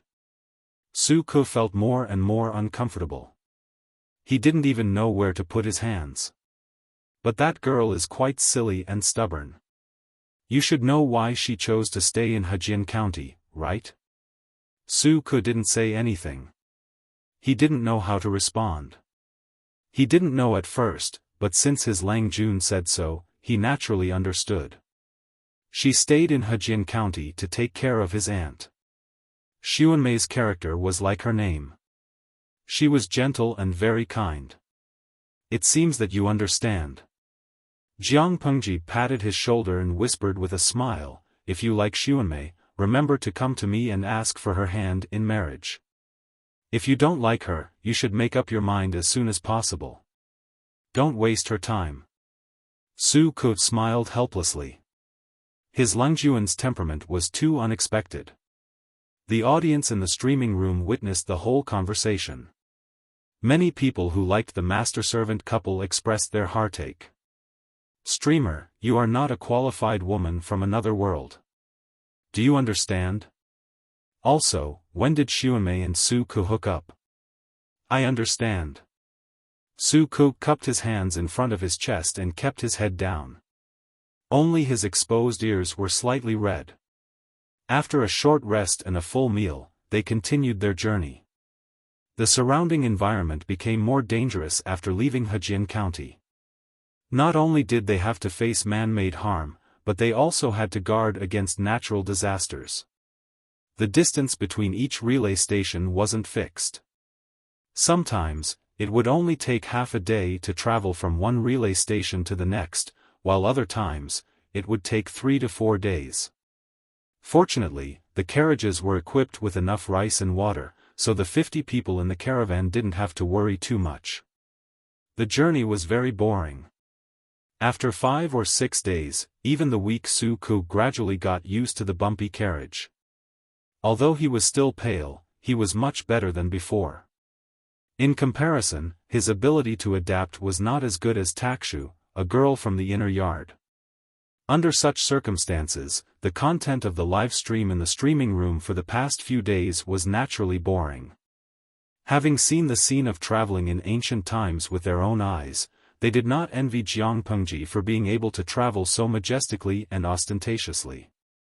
It was simply suffering. Bingtang Lemon, I was quite envious, but now I only feel sorry for her. I lived on the grasslands and rode a horse before. I know how tiring it is to ride a horse for a long time. Looking at the road, I can imagine how bumpy it is inside the carriage. In short, modern society is better. Tianxia Wudi, all of you are staring at the streamer and the carriage. Am I the only one who feels sorry for the guard who has to walk? I counted and found that each of them had worn out 7 or 8 pairs of straw sandals. While we were resting, I saw someone sitting on the ground and picking the blisters on his feet. Nide Yida, you've hit the nail on the head. When I first entered the streaming room, I was wondering why every guard had a string of straw sandals hanging on their shoulders. If I didn't know better, I would have thought that they were weaving straw sandals to sell. Now that I understand, I just feel sad. Leo Ciji Lianmeng, I remember when I was in high school, the school organized an excursion in the 3rd year of high school. The whole grade had to walk up and down the mountain on their feet. It was about 20 kilometers. Many people couldn't recover for a week. Over the past few days, these guards had traveled a lot more than they had traveled on foot. They even had to take turns to keep watch at night. A group of people sleeping in the wilderness. The conditions were really tough. Thinking about himself, as long as he had a card or a mobile phone, he could go on an excursion at any time. But in ancient times, it was almost impossible. The water in the water bag is finished. I don't know if there is a water source nearby. Lu Shi took a bite of the dry, hard cake. There was no taste in his mouth. The water bag in his hand was empty. The guards sat in 2s and 3s. They seemed relaxed, but in fact, they were secretly vigilant of their surroundings. I'll ask someone to look for it. Father, go rest in the carriage. Jiang Pengji took the water bag from him and selected a few guards who were in good condition to look for a clean water source. She could choose not to go, but when it came to survival in the wilderness, no one had more experience than she did. She could find water as fast as possible and avoid the dangers lurking in the forest. Her efficiency was unquestionable. Everyone had a few water bags with them. If they drank a little at a time, they could probably last until the next station. Jiang Pengji had a long knife on her waist. The blade was straight and sharp. If it weren't for her delicate face and short stature, she would have looked valiant and heroic. She raised her hand and chopped the bushes around her with the knife, clearing a relatively clear path. "There's a stream half a mile ahead," Jiang Pengji said with certainty. "It's not winter now. Snakes, insects, rats, and ants are active." Before she finished her sentence, she suddenly turned her wrist and held the black knife in a backhand grip. The blade and the sword deeply pierced into the tree trunk behind a guard. The guard was so scared that his body stiffened. His forehead was covered in cold sweat, and he didn't dare to move. Because she had walked a lot, her breathing was a little heavy. "It's a poisonous snake." She pulled out the knife with a clang. At that moment, everyone realized that the tip of the knife was stained with blood. A poisonous snake with a triangular head and a brown body was nailed to the tree trunk. It was still in the posture of exerting force before it died. If it weren't for Jiang Pengji's quick action, the snake's poisonous fangs would have bitten the guard's neck. "Be careful." Jiang Pengji put away the knife. Her expression was still cold, but it gave people an indescribable sense of security. After stumbling for another half a mile, they heard the sound of flowing water. The troops looked at her with awe and admiration. "Go get some water. Hurry up." Jiang Pengji stood on a huge rock by the stream and looked into the distance. She didn't find anything unusual. The guards heard her and immediately took down the water bags hanging on their bodies. They squatted by the water and filled it with water. Sans Hisongshu Ningshi, the ancient water source is not polluted. It looks really clean. Nongfu Shanquan Yudiangshuan, it looks clean, but it doesn't mean it's really clean. If you drink it directly, you might get diarrhea. Who knows how many microorganisms are in it? If you drink it, you might be infected by parasites. I think it's safer to boil it first. Jiang Pengji wouldn't be so careless even if the audience in the streaming room didn't remind her. In fact, every time she fetched water, she would ask someone to boil it in the pot and then put it back into the water bag. Lang Jun. While she was reading the comments to kill time, a guard suddenly ran to her with a bloody coat in his hands. What happened? Jiang Pengji looked at the bloody coat that had been soaked in the water and took it. It was a cloak worn by an adult man. The material was exquisite. It was not the coarse cloth or linen that ordinary people usually used. Where did you find it? There were a few cuts on the cloak, and fresh blood was still burning. In other words, the owner of the cloak had been killed not long ago, and he was nearby. Lang Jun, when we were collecting water, the cloak floated down from upstream. Jiang Pengji looked at the cloak, and her eyes flickered. The atmosphere in the streaming room also fell into a strange silence. They all hoped that Jiang Pengji could go over and take a look. Maybe she could even save a life. But they didn't even need to think to know that the owner of the bloody clothes must have encountered bandits who committed murder and robbery in the deep mountains and forests. Or maybe they were being pursued by their enemies. If Jiang Pengji went there, she might be in danger. Kindness was a good quality, but it was not good to bring danger to strangers or the people around you. That was called St. Mary's disease. Coincidentally, the system's voice rang in Jiang Pengji's ears. It had been pretending to be deaf for a long time. Cheng Cheng, a friend of Meng Zhan from Meng County in Tsang Prefecture. He is currently in an unknown danger. Please save him in half an hour. Once the mission is completed, the host will receive the reward of full breasts. Raise your wrists high and turn around, and your breasts will cover your clothes. If you fail, you will receive a level 6 electric shock as punishment. Please consider carefully and carry out the mission as soon as possible to prevent the target from dying.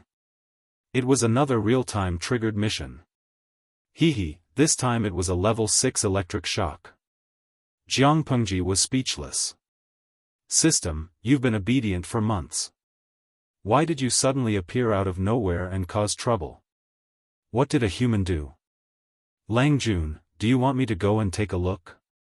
The guard asked in a low voice. He was afraid that his voice would attract the attention of the thieves. No need. You go and tell the others to be quiet. Don't let the thieves find out and cause trouble. Jiang Pengji's face was cold. She threw the bloody cloak on the ground without even looking at it. Obviously, people with discerning eyes could tell her decision from her reaction. Yes, I understand.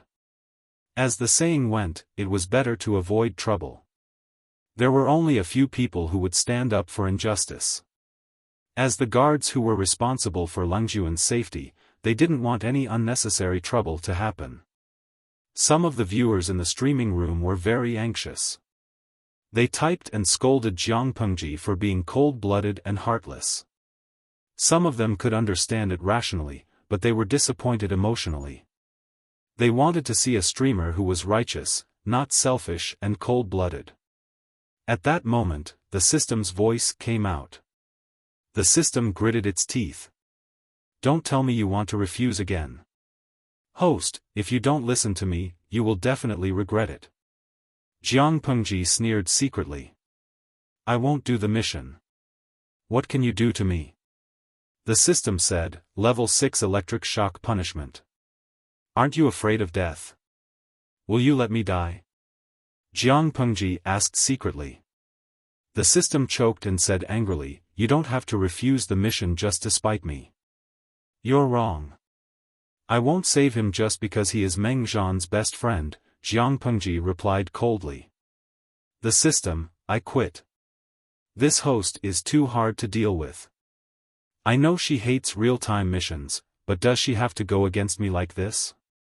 About 10 minutes later, the guards had filled all the water bags. Jiang Pengji said to the crowd, let's go.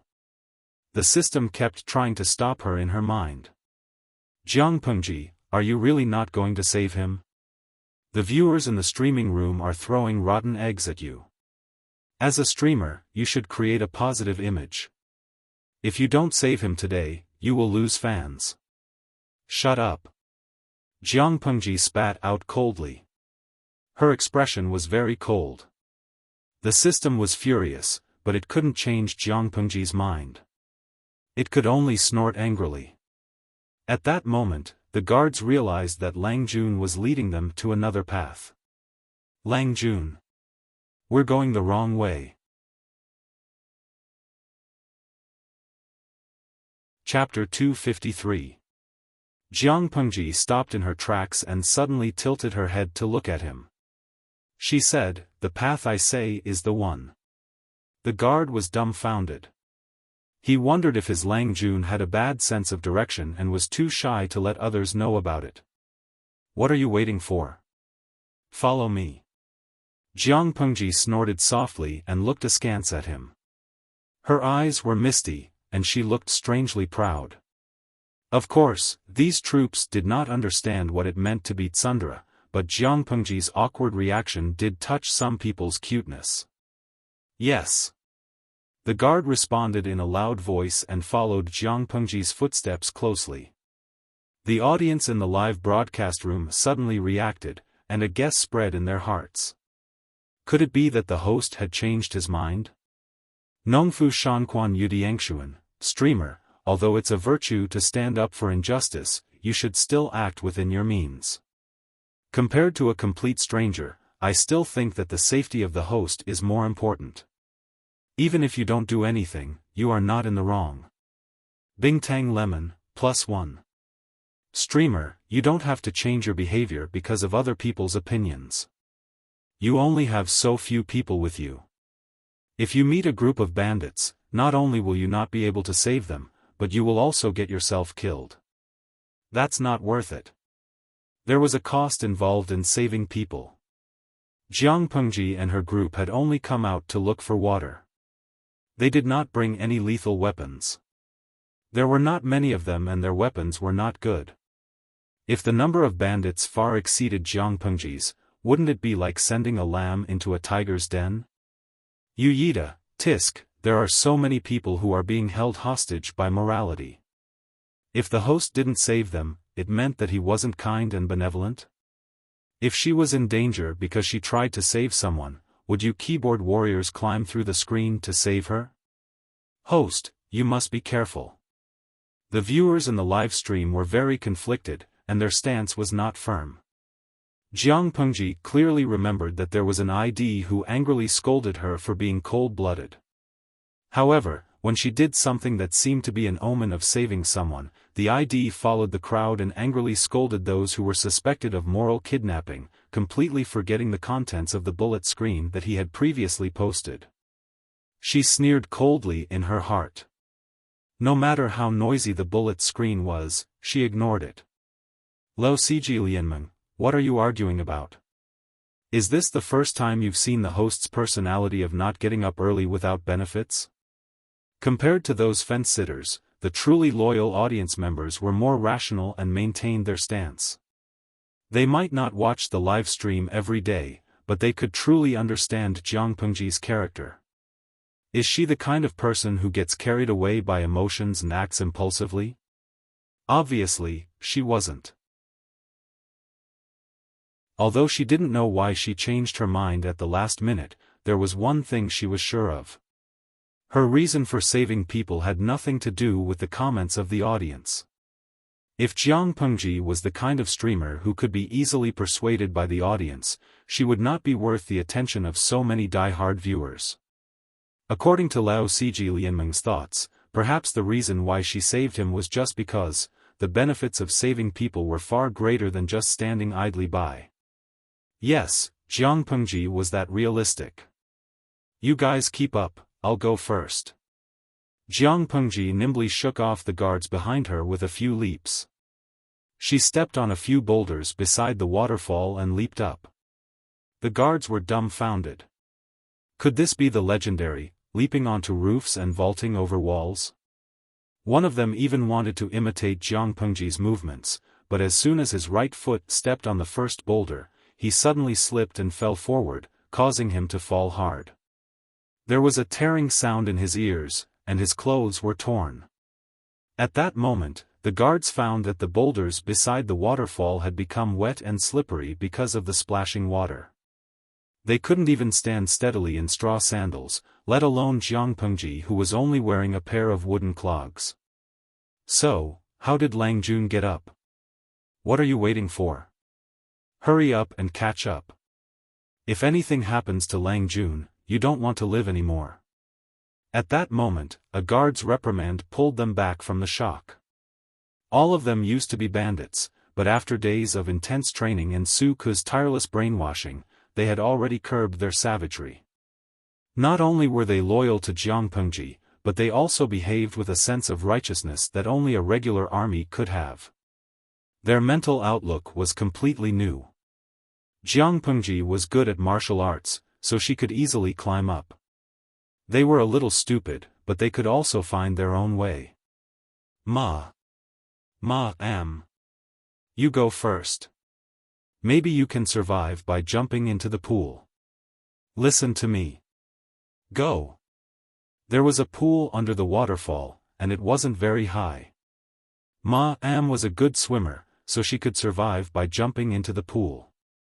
Cheng panted heavily. As he spoke, his wounds, big and small, were affected, and fresh blood kept gushing out. Because of the excessive blood loss, his lips were pale, and his face was stained with blood. Even in such a mess, it was difficult to hide his beauty. After that, he fumbled to pick up the sharp sword lying beside him, and with the tip of the sword on the ground, he struggled to stand up. If we die together.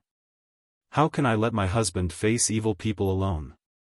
The hair of the woman in green next to Cheng was messy, and the pearls and jade on her head had long been lost in the escape. She held her husband's hand tightly and said word by word, "If my husband dies here, how can I live?" Cheng Cheng wanted to persuade her again, but he thought that they were in the wilderness. Even if his wife escaped and luckily avoided the murderous bandits, she couldn't survive in the dangerous jungle. He suddenly felt helpless and could only hold her hand tightly. Tenderness suddenly grew in his heart. "Okay. Cough, cough, cough." He coughed up blood.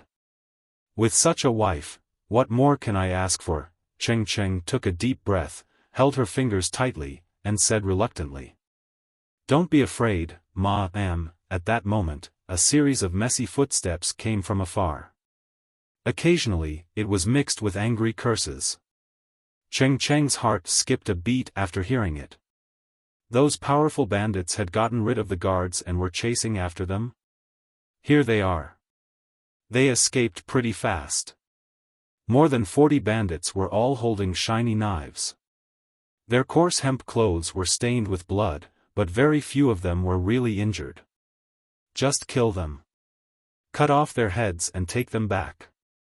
Don't talk so much nonsense. Faintly, some of the bandits' curses were mixed with this kind of dialogue, which made Cheng Cheng feel cold in his heart. When did the bandits become so powerful that they could kill more than 100 of his guards with only 40 to 50 people? What kind of bandits would kill people but not rob them? Instead, they would cut off the heads of others and take them away. This was obviously not a case of bandits killing people and robbing them, but someone deliberately waiting here to kill him. Cheng Cheng's wife was also a heroine with a lot of courage. At this time, she also realized what was going on and looked at her husband with a serious face. Cheng Cheng gritted his teeth and asked sternly, enduring the severe pain of his wound. "Who sent you?" Chapter 254. He was not an important official in the imperial court. He was just a small official in the county. Although he had some background, he hated the internal strife in the imperial court. Instead, he preferred to stay in small places and laze around. He was also careful in his daily life and would not offend anyone, so, who on earth wanted to kill him and paid a hitman to kill him? Ask the king of hell when you go to hell. The leader of the bandits smiled ferociously, and his eyes fell on the lady behind Cheng Cheng with evil intentions. Cheng Cheng's wife was in her early 30s and had 2 sons and a daughter. She knew how to live a good life, took good care of herself, and had a good mentality. Except for her mature and gentle temperament, she was as beautiful as a 16-year-old girl. No wonder these bandits wanted to kill her. Anyway, all they needed to do was cut off Cheng Cheng's head. It didn't matter how they dealt with the others. In order to catch Cheng Cheng, the 2 brothers had been waiting in the wild for many months and hadn't even seen a female mosquito. They couldn't stand it anymore. Cheng Cheng was a man, so he understood the meaning of these people's eyes. His face was cold, and he was so angry that his wound was hurt. Facing dozens of evil eyes, Cheng Cheng's wife made up her mind and grabbed the sword from Cheng Cheng's hand. "Honey, I'm leaving now." After saying that, she was about to cut her throat. At this time, the bandits were also approaching. The situation had reached an irreversible point. Anger and hatred filled his chest. At this moment, all kinds of chaotic thoughts filled Cheng Cheng's mind. The gentle and refined appearance of the past had been completely shattered. If the heavens had eyes and he could escape from death, he would definitely find out who was behind this and tear them to pieces. Clang! Cheng Cheng's wife wanted to cut her throat, but her wrist was hit by a stone. The sharp sword suddenly fell from her hand and stuck into the ground. Tut, tut, tut. How can a bandit not know the rules? Huh? Cheng Cheng and his wife didn't see it because of the angle, but the bandits clearly saw who was talking. The person jumped up from the waterfall and stopped Cheng Cheng's wife from killing herself. At the same time, he spun around and kicked the bandit closest to Cheng Cheng and his wife in the jaw. Half of the bandit's teeth fell out, his mouth was full of blood, and his jaw was deformed. Although he was still breathing, with that kind of strength, his brain was probably crippled by the kick. Almost in the blink of an eye, that person grabbed another person's hair bun and held a knife in his other hand. The long knife slashed across his neck, causing blood to spurt out. Cheng Cheng and his wife were also so shocked that they didn't come back to their senses. When they calmed down and took a closer look, they found that the young man in the Confucian robe who suddenly appeared was not as tall as their little daughter. Seeing this, their joy was instantly suppressed. Young friend, these villains are highly skilled in martial arts. There's really no need for you to get involved in this. Before Cheng Cheng could finish his words, he saw that the man didn't even turn his head. He just crooked his finger at the bandits, and his tone was full of contempt. I'm here to save this woman. You can do whatever you want to the man. Cheng Cheng and his wife were dumbfounded. The excited viewers in the live stream were speechless and sent a few colons. Apart from Jiang Pengji, who else could the person who suddenly appeared be? Her proposal was very friendly, but how could the ferocious bandit agree? Based on the fact that Jiang Pengji had crippled one person and killed another, they would not let her go. The system was also confused by Jiang Pengji's capricious behavior. Didn't you say that you wouldn't do the mission if you didn't save people? She didn't play by the rules at all, and the system was a little stunned. Jiang Pengji was surprised. I think his wife is quite beautiful. It's a pity that she died here. I don't care if the man dies or not, but I want to save the woman. If you think I'm doing a mission, I'll kill the man myself after we deal with these bandits. Then I'll fail the mission. The system, it didn't doubt the possibility that Jiang Pengji would do that. In order to resist the system, its host was also trying her best. Kill them all. The bandits looked at each other and saw the murderous intent in each other's eyes. Go! Jiang Pengji's lips curled into a sneer. The long knife in her hand was still dripping with blood. So soon, there were people who couldn't help but rush up to die. The streaming room had been open for more than half a year, and the audience was already familiar with Jiang Pengji's temperament of killing people easily. At that moment, except for those who were timid and didn't dare to watch, many of the audience felt their blood boiling. After all, it was really helping people when they saw injustice. The hero complex in Wuxia novels was always not as good as it was in the TV series. The streamer was the real deal. No matter how good her acting skills were, it couldn't be so real and hot-blooded. Go ahead, but I'll lose if you cross this line. In terms of arrogance, Jiang Pengji was definitely at the level of an ancestor. As soon as he finished speaking, a few bandits rushed over with their swords raised high. Jiang Pengji's eyes flashed slightly when she saw the situation. Her lower body was as steady as a rock, and her body was fast and agile. Although she looked thin and weak, she was no weaker than any man when it came to strength. She dodged and dodged two knife attacks aimed at her fatal parts, and at the same time, she took the knife attacks from several people head-on. The bandits thought that they could kill Jiang Pengji with one knife attack, but the moment the knife touched her, it was their hands that were split open. The strong men were shocked by the huge force, and they suddenly took 2 steps back. Their lower bodies were momentarily unsteady. It was also in such a short time that everything was difficult to recover. What great strength! That was also the last thought they had left in the world. Jiang Pengji didn't retreat, but moved forward. The blade cut through the void, leaving a beautiful white shadow. At the same time, a cold breeze swept past her neck, and the temperature of her body suddenly receded. Her vision was dim and her eyes were spinning. Yu Yida, kill. Bing Tang Lemon, kill again. Yin Yuejia Zhuge Qinma, one more knife. Ji Kongting, still not dead. Jiang Pengji, do you think you're playing a game? Leo Ciji Lianmeng, congratulations to the streamer for completing a perfect 5 consecutive kills.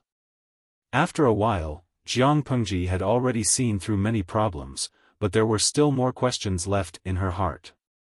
The people in front of her were not bandits at all. Or rather, they were not authentic bandits. Instead, they were fighters carefully trained by others. The couple behind her was the target of their ambush. The man's name was Cheng Cheng. Since he could make friends with Meng Zhan in Song Prefecture's Meng County, he was at least from an aristocratic family.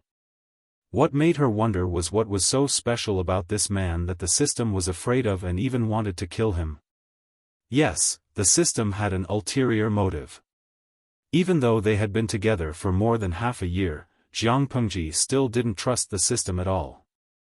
Even though it issued a real-time task to save Cheng Cheng, in Jiang Pengji's eyes, its real purpose was to kill Cheng Cheng. Jiang Pengji's resistance to the system was not a day or two, and her hatred for real-time tasks was also deep in her heart.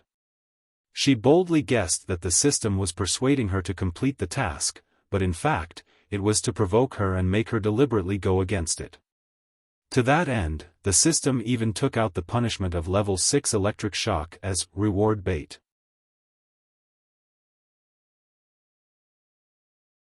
Chapter 255. In the blink of an eye, Jiang Pengji had cleanly taken away a few heads. His decisive and merciless manner even shocked these orthodox assassins. They were no match for Jiang Pengji, and now they had the intention to retreat. Naturally, they were no match for her. One hesitation and their heads were separated from their bodies. There were more than a dozen corpses lying at Jiang Pengji's feet. Without exception, all of them were killed with one blow. Some died with their throats slit, while others were beheaded with one blow. Their heads flew into the sky and blood splattered all over the ground. Some still had some flesh left. Compared to these people's heavy losses, Jiang Pengji was unscathed. Sticky blood kept dripping from the blade. Go! What are you afraid of? Everyone, go! One of the bandits roared fiercely, but his companions were not encouraged. Instead, they were even more afraid. They were trying to move forward, but they took a small step back without a trace. Their faces were full of hesitation and fear. These people were almost scared out of their wits by Jiang Pengji. They obviously had an overwhelming advantage in terms of numbers, but no one dared to move forward. Who dared to rush to the front? The people who had rushed to the front were now lying on the ground like corpses. The blood that spurted out was still steaming. The more it was like this, the more afraid they were. The broadswords in their hands could not bring them any sense of security. Seeing this, Jiang Pengji sneered coldly. Tisk, cowardly rats. If these people could rush forward together and work together to deal with her, she could still look up to them and treat them a little more seriously. After all, no matter how strong she was, it was impossible for her to ignore the overwhelming number of swords that were swarming toward her.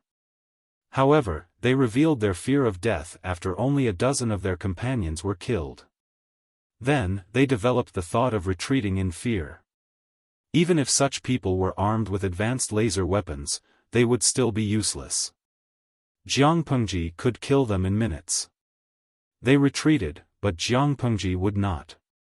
She suddenly gathered strength under her feet and moved forward quickly. The distance between the two of them was infinitely shortened. In the eyes of these bandits, Jiang Pengji seemed to suddenly leave her original spot and teleport in front of them. Her speed was frightening. Ghost, the word bandit escaped his mouth. However, before the next word left his mouth, a cold sensation flashed across his throat. The heat of his body poured out from this wound, causing his brain to stop working. Everything in front of him faded, becoming black, white, and gray. It was a one-sided massacre. The one who had the upper hand was not the bandits, who had a large number of people, but Jiang Pengji, who was covered in blood. Cheng Cheng and his wife were dumbfounded. They had thought that they were going to die, but they didn't expect to come back from the dead at the most desperate time. Mrs. Cheng pursed her lips and supported her injured husband to the side to avoid being dragged into the battle. Cheng didn't forget what Jiang Pengji had said before. He held his wife's hand tightly, and countless thoughts flashed through his mind. "Darling." Cheng's wife looked up at her husband, asking him silently with her eyes. "Don't worry, madam. Just wait a little longer." He gently patted the back of his wife's hand to calm her down. While they were talking, Jiang Pengji killed a few more people. Her clothes had long been stained by blood, and her original color couldn't be seen. She looked like a ferocious ghost who had walked out of hell. The bandits were really scared out of their wits. Their legs were trembling, and they were anxious. However, these people always remembered their mission. Since they couldn't do anything to Jiang Pengji, they could kill Cheng first. Otherwise, if the news of their mission failure got back, their families would probably die without a burial place. With this idea in mind, the remaining few people joined hands to hold Jiang Pengji back, and the other two went to kill Cheng and his wife. "Darling." Cheng's wife saw two people rushing out of the chaotic crowd. They raised their knives and intended to cut her husband. She hurriedly stood up and blocked them with her body. Everything happened so fast that it was too fast for her to react. Cheng saw it, but he was injured all over and could barely stand with his remaining strength. His wife stood in front of him. When he realized what was going on and wanted to push them away, the two knives were already close to him. Cheng lost his voice in fear. "My wife." However, neither he nor Cheng's wife, who was waiting for the pain with her eyes closed, saw the knives that were supposed to fall didn't come. The knives that were raised high suddenly stopped at the highest point, as if time had stopped. The expressions of the two bandits also froze at the most ferocious and joyful moment. They seemed to have seen the scene of Cheng and his wife splashing blood on the spot, but it was impossible. "As I said, you can do whatever you want. If you cross the line, I lose." Jiang Pengji's knife had already left her hand, and the two bandits, who were frozen, were killed by the knife that had disappeared. At that moment, except for the audience in the streaming room, no one knew how Jiang Pengji had done it. Although the two bandits were not side by side, they were not in front of each other either. How could she kill both of them with one knife? Jiang Pengji's back was facing the two bandits, and she was even pinned down by the enemy. How did she do it under such circumstances? The audience was in a life-and-death situation, so they naturally didn't have extra energy to pay attention to it. They couldn't see everything from their current point of view, but the audience in the streaming room could clearly see what had happened at that moment from God's perspective. Lo Ciji Lianmeng, she ran away so fast. I just saw the streamer's sword make a big turn. Inuejia Zhuge Qinma, what a beautiful double kill. De Zhuangzhu's wife, I screamed just now. My roommates thought something was wrong with me. It was so exciting. Yi Huangyi, the streamer's move just now was so cool. I really want to send you 666. Not only did the audience in the streaming room send a series of 666, but the platform was also flooded with all kinds of gifts. If it had encountered such a large number of gifts in normal times, the system would have come to Jiang Pengji to annoy her, but now it was strangely silent, as if it didn't exist. Others didn't know, but Jiang Pengji knew why the system had such a reaction. Coca-Cola, wait a minute, the streamer doesn't have a weapon now. What should we do? This bullet screen was particularly glaring. Many of the viewers who had sent 666 quivered as they finally noticed this point. In order to save people, Jiang Pengji used a long knife to sneak attack the two bandits. Although she saved Cheng and his wife from danger, she also put herself in a desperate situation. She was now unarmed, but the bandits around her who were eyeing her were all holding sharp knives.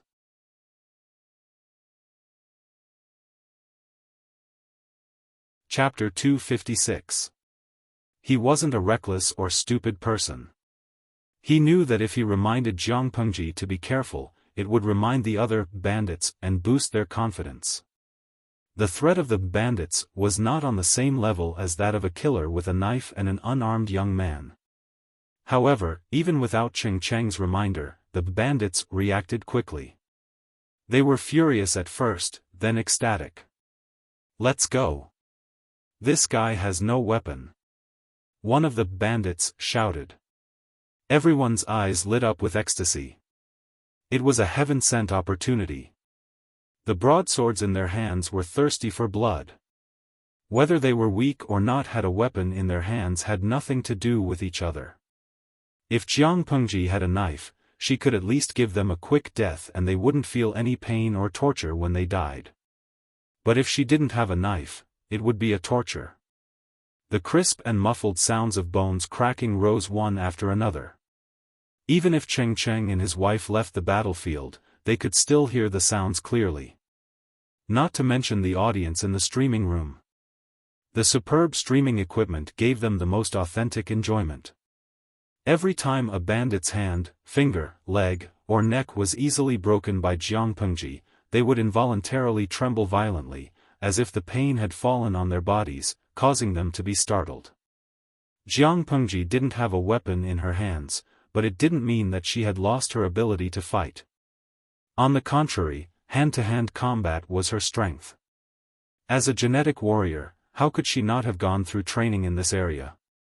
What made people unhappy was that she had practiced the moves hundreds of times in her mind, but her body couldn't keep up with the speed of her thinking. To put it simply, the quality of her body was too poor to satisfy Jiang Pengji. She was not satisfied, but in the eyes of the audience and the people present, her skills were beyond imagination. She was brave and invincible. I really don't know which family this, cough cough cough. Lang Jun is so young and brave. Cheng Cheng carelessly touched his wound as he spoke. Uncountable pain stimulated his nerves, and his chest was on fire as if it was being licked by a tongue of fire. Cheng Cheng's wife secretly sighed. They couldn't even protect themselves now. They didn't know whether the young man was a friend or a foe. Cheng Cheng seemed to see his wife's worry. He looked down and shook his head, signaling her not to worry. Even though Jiang Pengji had spoken rudely before, if she really had evil intentions towards them, she wouldn't have needed to risk being besieged by the enemy and throw out the weapon in her hand to save them. She could have allowed the bandits to kill people. Since he had made a move, it proved that the other party had no intention of taking their lives. At this time, there was another noise under the waterfall. Cheng Cheng and his wife looked at each other and saw the seriousness on each other's faces. Following the sound, he saw a few hands clawing at the edge, and after a while, a few more heads popped out. Cheng Cheng quickly gripped the sharp sword in his hand, hesitating whether he should go forward and stab them before they came up. However, what if the people who climbed up weren't bandits but the companions of that young friend? On Cheng Cheng's side, the guards who had climbed up with great difficulty were almost scared out of their wits. Lang Jun. The guards who had been struggling to climb up suddenly felt as if they had eaten spinach. They quickly climbed up and pulled out the swords at their waists, trying to help Jiang Pengji out of trouble. However, their Lang Jun was too brave and didn't give them a chance to perform. Bang! Jiang Pengji threw the last body on the ground and stood in the middle of the bodies with a cold face. She looked at the guards quietly. The guards who climbed up awkwardly, for some reason, they felt a little guilty. It was okay to let their Lang Jun take the lead, but as guards, they were not even of any use. It was a great shame. Go back and train well. Jiang Pengji stared at the guards for a few seconds, which directly made them feel guilty. None of the guards dared to look at her in the eyes. They felt guilty. How could they not feel guilty? It took a group of people so long to climb up a waterfall that wasn't very high. Jiang Pengji couldn't bear that kind of speed. If she really needed their help, the bodies would have been cold, so they needed to redouble their training. The guards all showed a bitter smile, but no one dared to refute Jiang Pengji's order. The guards all put their hands together. Yes, Lang Jun. Jiang Pengji was a little satisfied, and her tone finally softened a little. Clean up these bodies, dig a pit, and burn them. Many of the guards secretly felt their teeth hurt. Their Lang Jun was really ruthless. How was she ruthless? Nowadays, people paid attention to returning to their roots. It was fashionable to bury the dead. If they lost a limb when they were alive, they would be disabled when they went to hell.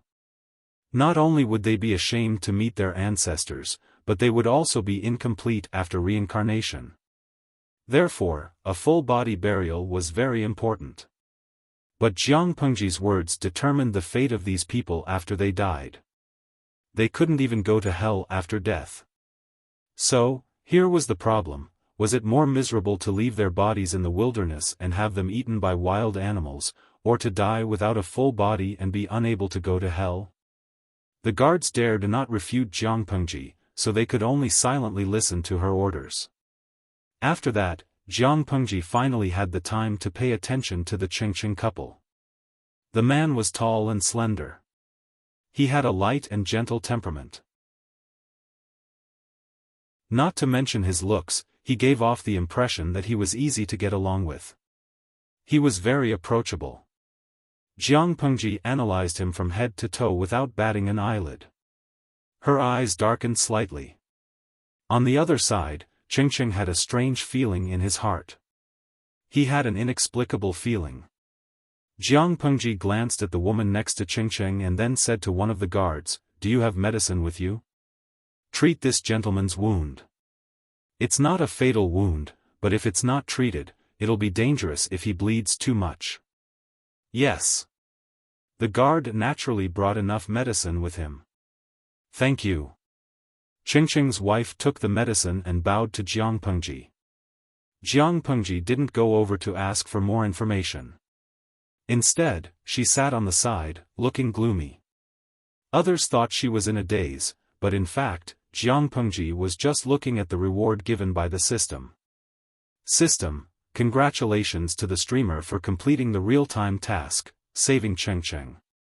You have received the reward: full breasts, white wrist high, body smooth, sexy shroud.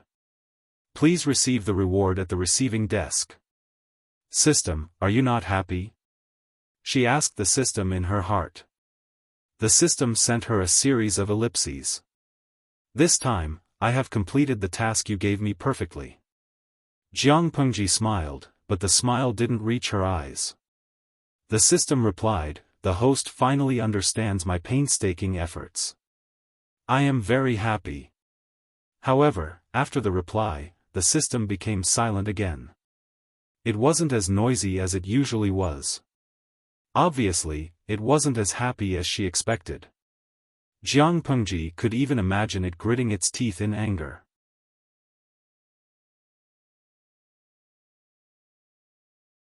Chapter 257.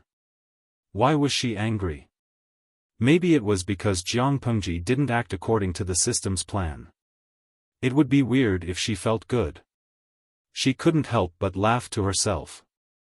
Her vigilance and defense against the system, which was not low in the first place, increased by another level.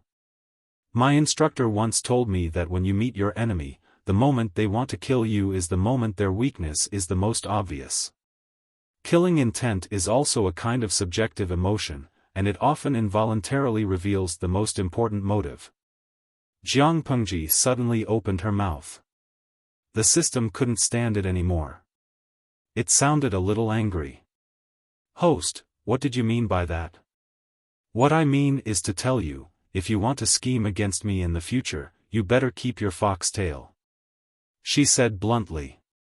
The system was speechless. It was like it was constipated. It couldn't say a word. In fact, before Jiang Pengji opened her mouth, it didn't know how it had exposed its real purpose. There was nothing wrong with the triggered mission, but it still persuaded Jiang Pengji to carry out the mission. The reward, full breasts, was also something she couldn't complain about. As for the punishment, the system paid a lot of money.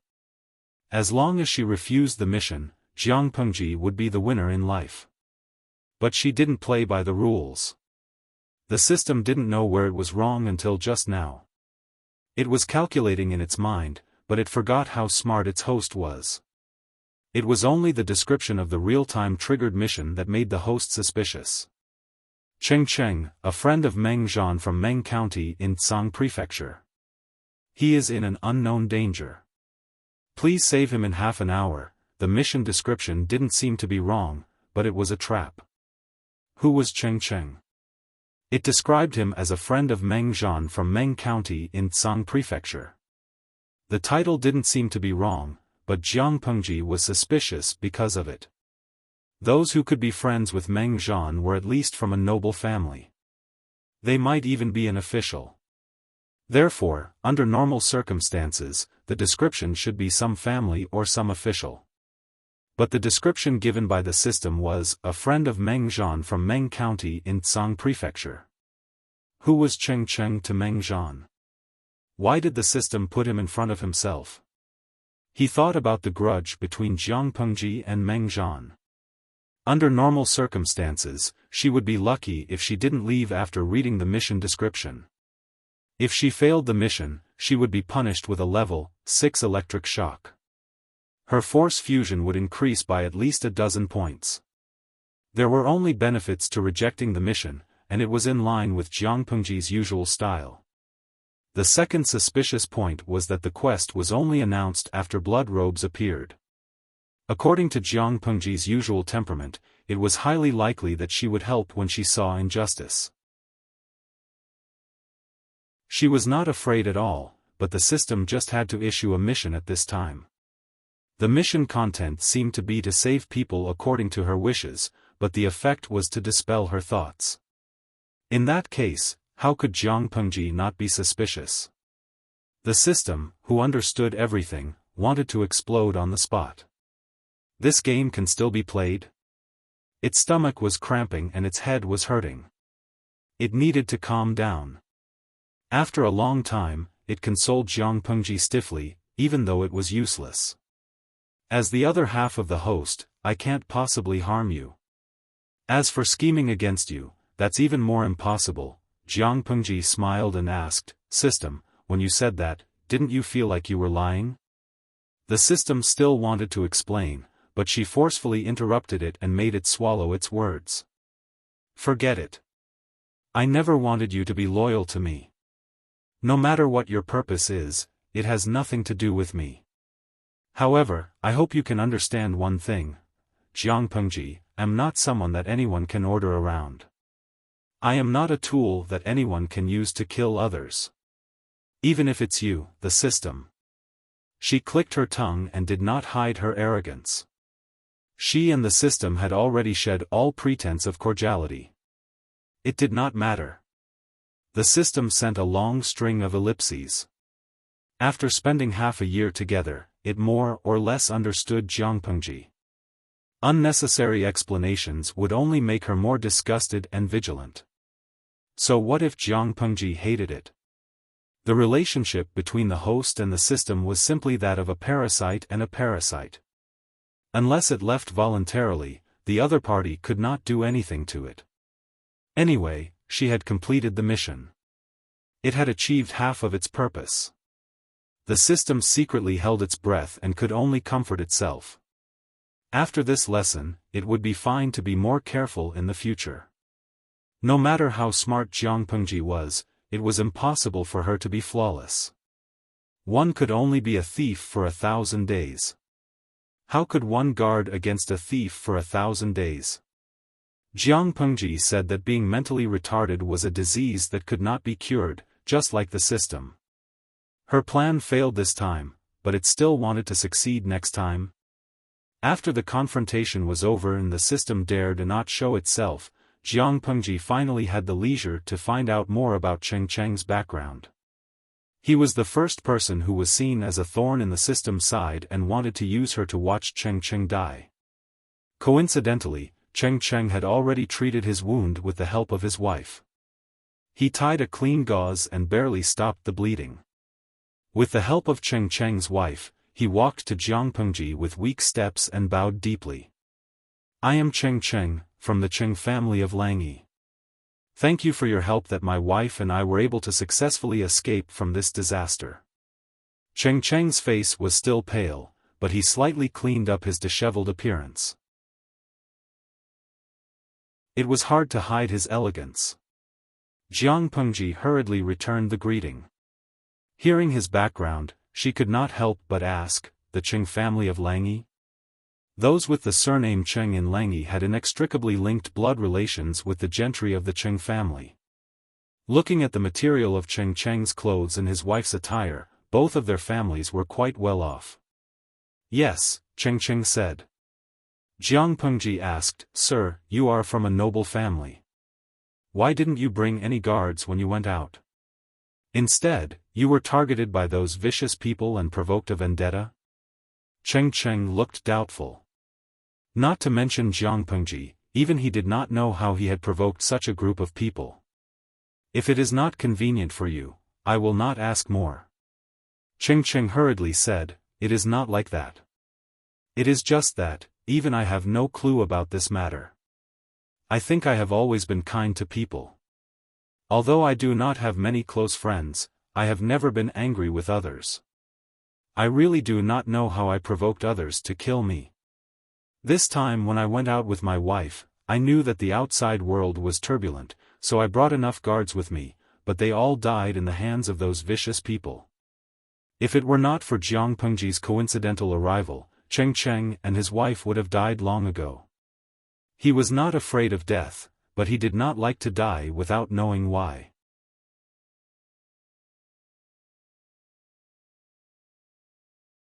Chapter 258. Cheng Cheng couldn't figure it out, but Jiangpengji's words gave him a new suspect. Noticing the change in Cheng Cheng's expression, Jiangpengji asked casually. Do you have someone in mind? Cheng Cheng couldn't say it out loud even if it was really that person, let alone just having a slight suspicion. Jiangpengji didn't ask further.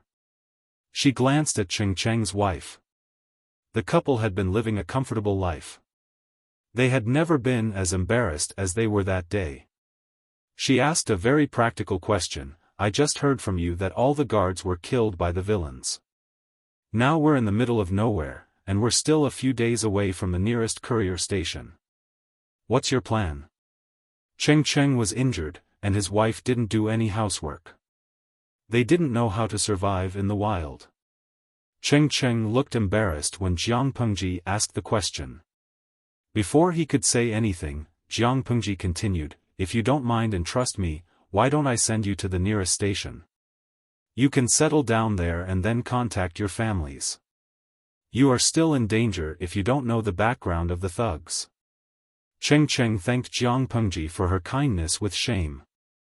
If they didn't get a ride, they would have a hard time surviving even if the thugs didn't kill them. Compared to Cheng Cheng's gentleness, his wife was very straightforward. She liked Jiangpengji more after witnessing what she did. You have extraordinary skills and an imposing aura. I wonder which family you are from. The Lu family of Hejian. My first name is Shi. My father is Lu Shi. If you don't mind, you can call me Lanting. After hearing this, Cheng Cheng and his wife were both surprised, but they focused on different things. Cheng Cheng's wife focused on the young man who was talented enough to be a good son-in-law. You are Lu Zhongqing's son. When Lu Shi was young, he was the man that many girls missed. The story of him and his wife, Gu Min, was even more popular. Cheng Cheng's wife had never seen him, but she had heard about him. She didn't expect a talented man like Lu Shi to have such a powerful son. Those villains had forced the couple into a dead end, but in front of this young man, they were so vulnerable. After a while, Mrs. Cheng's mind was already twisted. She labeled Jiangpengji as the future son-in-law. If any family's daughter could marry Lu Shi's son, it would be a great deal. It was a pity that his daughter was still young. Otherwise, he would really want to settle down for her. Cheng Cheng's focus had nothing to do with Lu Shi. It was purely because of Lu Shi. You're already 20? He didn't look like he was 12 or 13 at most. Jiang Pengji was stunned for a moment. She immediately understood the reason behind Cheng Cheng's question. She explained, the courtesy name of Lanting was left behind by my late mother. It's just that father and mother loved each other deeply. After mother passed away, she always called me Lanting. Since he had already given it, he might as well just use it. It would save him the trouble of giving it a nickname. Cheng Cheng, such a wild and unrestrained style was really something that Lu Shi would do. Most of the blood on her body had dried up.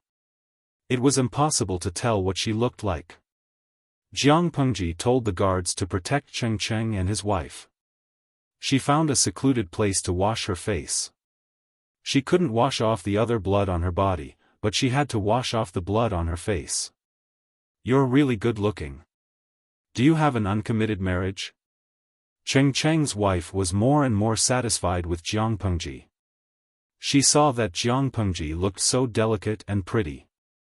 Although she was a little feminine, she was a popular image of a handsome young man. She was tempted and wanted to be a matchmaker for Jiang Pengji. Jiang Pengji nodded and then shook her head. She said, I did have an engagement, but Master Liaochen told my fortune. He said that I shouldn't get married early. Otherwise, it would be harmful. So, I had to cancel the engagement in order not to waste the girl's time.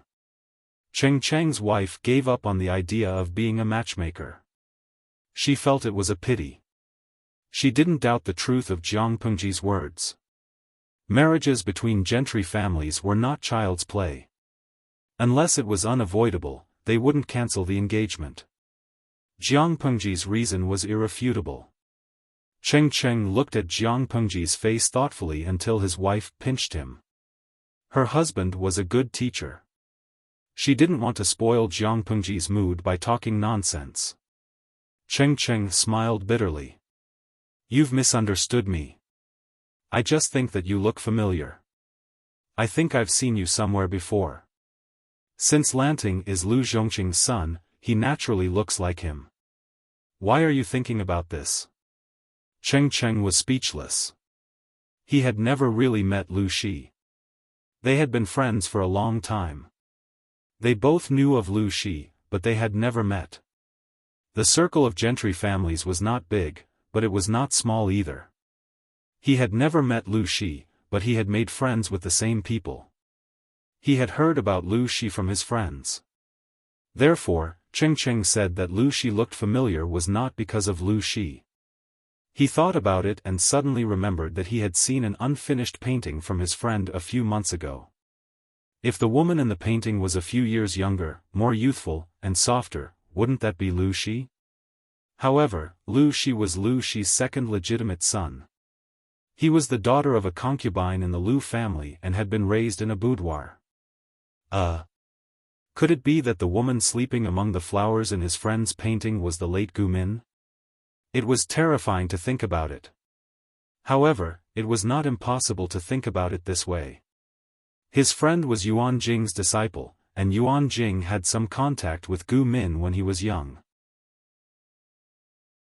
Perhaps he knew about Gu Min's appearance through Yuan Jing. Are you in trouble, master? Jiang Pengji opened the way with her knife and walked in front. The shrubs were cleared more thoroughly than before. It was more convenient for Cheng Cheng and his wife to walk. I see that you look troubled. Cheng Cheng was speechless. He felt that it was better not to tell the young man in front of him that there was a boy who was not much older than him who painted his mother. It's nothing. I'm just thinking about who wants me dead. Cheng Cheng found a reasonable excuse. Although I have some guesses, I don't think that person would do such a thing, so that was what he was worried about. Jiang Pengji was not suspicious. Even though she could see that Cheng Cheng was a little guilty, it was not appropriate for her to ask. Lang Jun, you're finally back. The guards found traces of a fight nearby. Su Ku saw a few people walking out of the forest from afar. From afar, Su Ku saw a few figures walking out of the forest. He hurriedly trotted forward and swallowed all the words he wanted to say. Who could tell him that Lang Jun had only gone out to fetch water? Although it took a long time. How could he be covered in blood when he came back?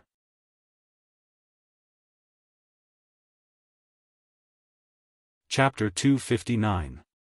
Su Ku was confused, but Jiang Pengji was much calmer. What kind of fight? She threw a few water bags to Su Ku and said, "Ask the guards to gather some firewood and boil it in a pot. Put it back in the water bags when it's cold.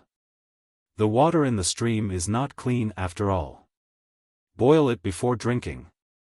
He hurriedly took the water bags and found 2 new faces in Jiang Pengji's team. Su Ku said, "The guards who were looking for firewood reported that they found several carriages and horses without people on the road ahead. There were many corpses lying around. After checking, they found that there was a fierce fight not long ago. The master is worried that it was done by the mountain bandits." Su Ku had been to that place. After careful inspection, he found that the possibility of the bandits committing the crime was very low. It was more like a premeditated murder. Therefore, he could not help but worry about his Lang Jun, who had gone out to fetch water. He was about to lead some people to search for her, but Jiang Pengji came back with blood all over her body. If it were not for the fact that it was broad daylight, Su Ku would have thought that it was the ghost of his Lang Jun's death. His heart almost stopped beating. He was scared to death. Jiang Pengji immediately understood and said, "Those should be Mr. Cheng's carriages. They were attacked by bandits on the road. I happened to pass by and helped them beat the bandits back. Xiaoyu, ask someone to prepare some food." She said it lightly as if she did not remember that they were surrounded by 40 or 50 bandits. Of course, Su Ku was misled into thinking that those were just ordinary mountain bandits. He did not think too much about it. His Lang Jun's face was ruddy, her eyes were still clear, and she was full of energy. He could tell that she was fine at first glance. Well, it was probably those bandits who got into trouble. With that conclusion, Su Ku did not panic at all. "Yes, I'll do it now." Su Ku was completely familiar with the housekeeper mode. He did whatever Jiang Pengji said. "Oh, and ask Takshu to bring me some clean clothes. I need to find a place to wash up. It's uncomfortable to have blood on my body." The viewers in the streaming room were instantly excited. Outdoor bathing play. According to the routine, there must be a fool who accidentally passed by, saw her, and then accidentally met the streamer. Just thinking about it made him feel sweet. Sweet? If Jiang Pengji didn't even have this little bit of vigilance, she would have died a few times. Takshu heard the news and ran over. She was relieved to see that Jiang Pengji was fine, apart from looking a little disheveled. "Please wait for a moment, Lang Jun. I will go prepare the clothes." After she finished speaking, Takshu retreated. She went to the carriage's trunk to find a set of clean clothes, a towel, and soap. "County Chief Lu is here." Cheng Cheng saw that Jiang Pengji was done with her work and asked. "Yes, I heard that my father is this year's General Evaluation Officer and needs to go to Shangjing to take charge. Cheng Cheng, is there anything wrong?"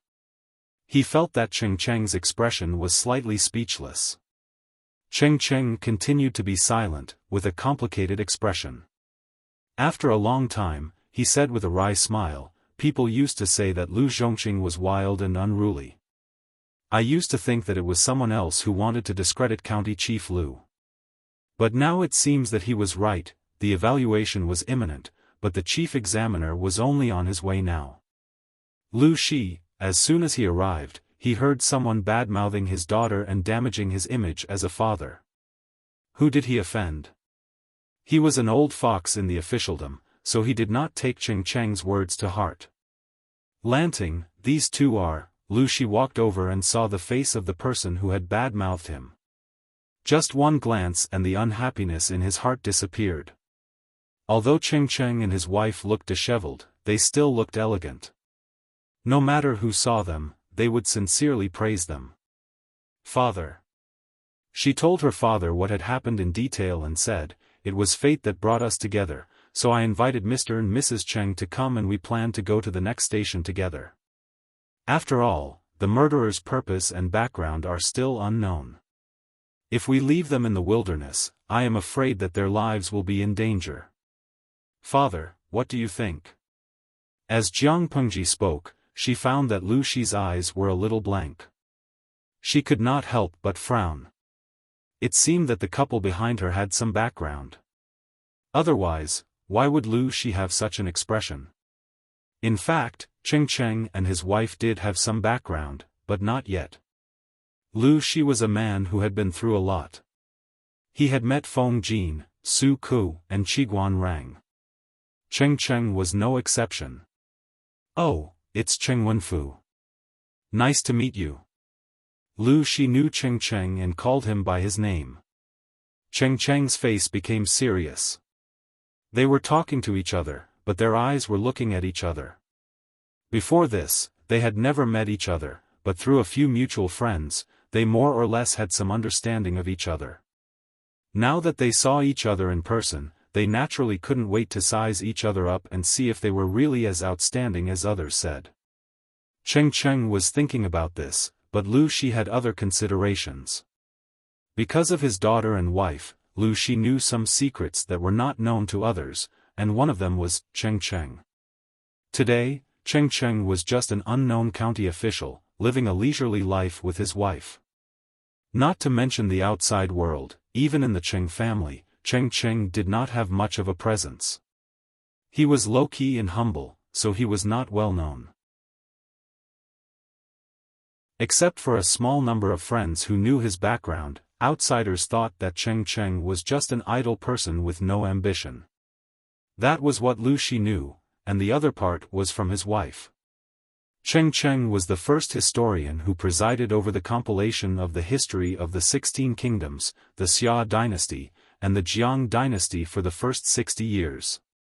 He spent 35 years restoring countless cultural relics and ancient books. He created a new chapter in the history books. He became the imperial censor and was posthumously awarded the title after his death. More importantly, according to Amin's rather resentful description, this capable person, with the support of Jiang dynasty's first ancestor, Emperor Chen, Jiang Pengji, took the lead in formulating a relatively complete examination system for selecting students. She determined many compulsory subjects for students. Lu Shi did not know why his wife was so resentful, but he thought about it when he was young and hated studying. He hated this kind of teacher who would press his head down and force him to recite. Despite her resentment, Gu Min had a very high opinion of this historian. Although Jiang dynasty's founding emperor was the first emperor, she had a bad reputation because of her status as a woman and her ruthless methods when fighting for the throne. Only Cheng Cheng insisted on upholding the integrity of a historian. Black is black, white is white. His description of Emperor Chen was detailed and objective, and he never hid his praise. He even wrote a book to refute other groundless slander. You're tuning into the Xiaofan's Wuxia Tales YouTube channel. Don't forget to subscribe and join us on this journey to catch the most captivating stories.